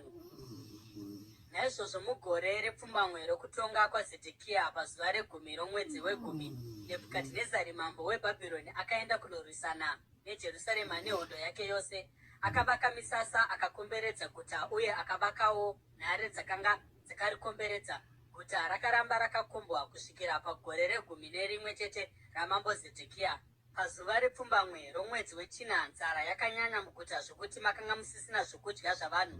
Ipapo rusvingo rweguta rwakapwanyiwa, hondo yose ikatiza usiku napasuo raiva pakati pamasvingo maviri pedyo nebindu ramambo. Kunyange vaBhabhironi vakanga vakakomba guta vakatiza vakananga kuArabha, asi hondo yavaBhabhironi yakadzinganisa mambo ikamubatira mumapani eJeriko. Varwi vake vose vakaparadzaniswa naye vakapararira. Akabatwa akaendeswa kuna mambo weBhabhironi paRibhira kwaakandotongwa. Vakauraya vanakomana vaZedhekia pamberi pake achizviona. Ipapo vakamutushura meso ake vakamusunga nezvisungo zvamatare, vakamutora vakaenda naye kuBhabhironi. Pazuva re9 romwedzi wechishanu mugore re10 nepfumbamwe raNebhukadhinezari mambo weBhabhironi, Nebhuzaradhani mukuru wehondo yavachengeti vamambo muranda wamambo weBhabhironi akauya kuJerusarema. Akapisa temberi yaJehovha nomuzinda wamambo nedzimba dzose dzeJerusarema. Akapisa dzimba dzose dzaikosha. Hondo yose yeBhabhironi yaiva pasi pomukuru wavarindi vamambo yakaputsa masvingo aipoteredza Jerusarema. Nebhuzaradhani mukuru wavarindi akaendesa kuutapwa vanhu vakanga vasara muguta, pamwe chete navamwe vanhu vose zvavo navaya vakanga vaenda kuna mambo weBhabhironi. Asi mukuru wavarindi akasiya vanhu vakanga vari varombo vokupedzisira munyika kuti vashande muminda yemizambiringa nemimwe minda. Vanhu veBhabhironi vakaputsa mbiru dzendarira, zvigadziko negungwa rendarira zvakanga zviri mutemberi yaJehovha, vakatakura ndarira vakaenda nayo kuBhabhironi. Vakatorawo hari nefoshoro nezvidzimiso zvemwenje nemadhishi uye nemidziyo yose yendarira yaishandiswa mutemberi. Mukuru wehondo yavarindi vamambo akatora zvaenga zvezvinonhuhwira namadhishi okusasa nawo nezvose zvakanga zvakagadzirwa negoridhe rakaisvonaka kana sirivha. Ndarira yakabva pambiru mbiri, gungwa nezvigadziko zvakanga zvagadzirirwa temberi yaJehovha naSoromoni yakanga yakawanda zvokutiesa kuna kuyerwa. Mbiru imwe neimwe yaiva yakareba makubhiti 10 musoro wendarira waiva pamusoro pembiru wakanga wakareba makubhiti 3 uye wakanga wakashongedzwa nomumbure uye namatamba endarira akanga akaupoteredza. Imwe mbiru nomumbure wayo yakanga yakadarowo. Mukuru wavarindi akatora Seraya muprista mukuru naZefania muprista aimutevera paukuru navachengeti vomukova 3 akavaita vasungwa. Pane avo vakanga vasara muguta akatora mukuru wavarwi navapi vamazano vamambo 5. Akatorawo munyori akanga ari mubati mukuru ainyoresa vanhu venyika kuti vave varwi, navamwe vanhu vake vaisvika 60 vakawanikwa muguta. Nebhuzaradhani mukuru wavarindi akavatora vose akavaendesa kuna mambo weBhabhironi paRibhura. Ipapo paRibhura munyika yeHamati mambo akarayira kuti vaurayiwe. Saka Judha yakaenda kuutapwa kure nenyika yayo. Nebhukadhinezari mambo weBhabhironi akagadza Gedharia mwanakomana waAhikami mwanakomana waShafani kuti atonge vanhu vaakanga asiya muJudha. Vakuru vose vehondo navanhu vavo pavakanzwa kuti mambo weBhabhironi akanga agadza Gedharia kuti ave mutongi, vakauya kuna Gedharia paMizipa. Ishumaeri mwanakomana waNetania naJohanani mwanakomana waKaria naSeraya mwanakomana waTanhumeti naNetofati naJaazania mwanakomana womuMaakati navanhu vavo. Gedharia akaita mhiko kuti avasimbise ivo navanhu vavo. Akati kwavari, musatya vabati vomuBhabhironi, garai munyika mushandire mambo weBhabhironi zvigokunakirai. Kunyange zvakadaro, mumwedzi wechinomwe Ishumaeri mwanakomana waNetania mwanakomana waErishama akanga ari weropa roushe akauya navarume 10 akauraya Gedharia navarume veJudha neveBhabhironi vaiva naye paMizipa. Zvadai vanhu vose kubva kuvadiki kusvika kuvakuru navakuru vehondo pamwe chete vakatizira kuIjipiti vachitya vaBhabhironi. Mugore ra30 rokutapwa kwaJehoyakini mambo weJudha, mugore rakatanga Evhiri Merodhaki mambo weBhabhironi kutonga, akasunungura Jehoyakini kubva muusungwa pazuva ra40 nomwedzi we12, akataura zvakanaka kwaari, akamupa chigaro chokukudzwa chakapfuura chamamwe madzimambo akanga anaye muBhabhironi. Naizvozvo Jehoyakini akabvisa nguo dzake dzousungwa uye akadya patafura yamambo nguva nenguva pamazuva ose oupenyu hwake. Zuva nezuva mambo akapa Jehoyakini mugove wezuva rimwe nerimwe mazuva ose oupenyu hwake.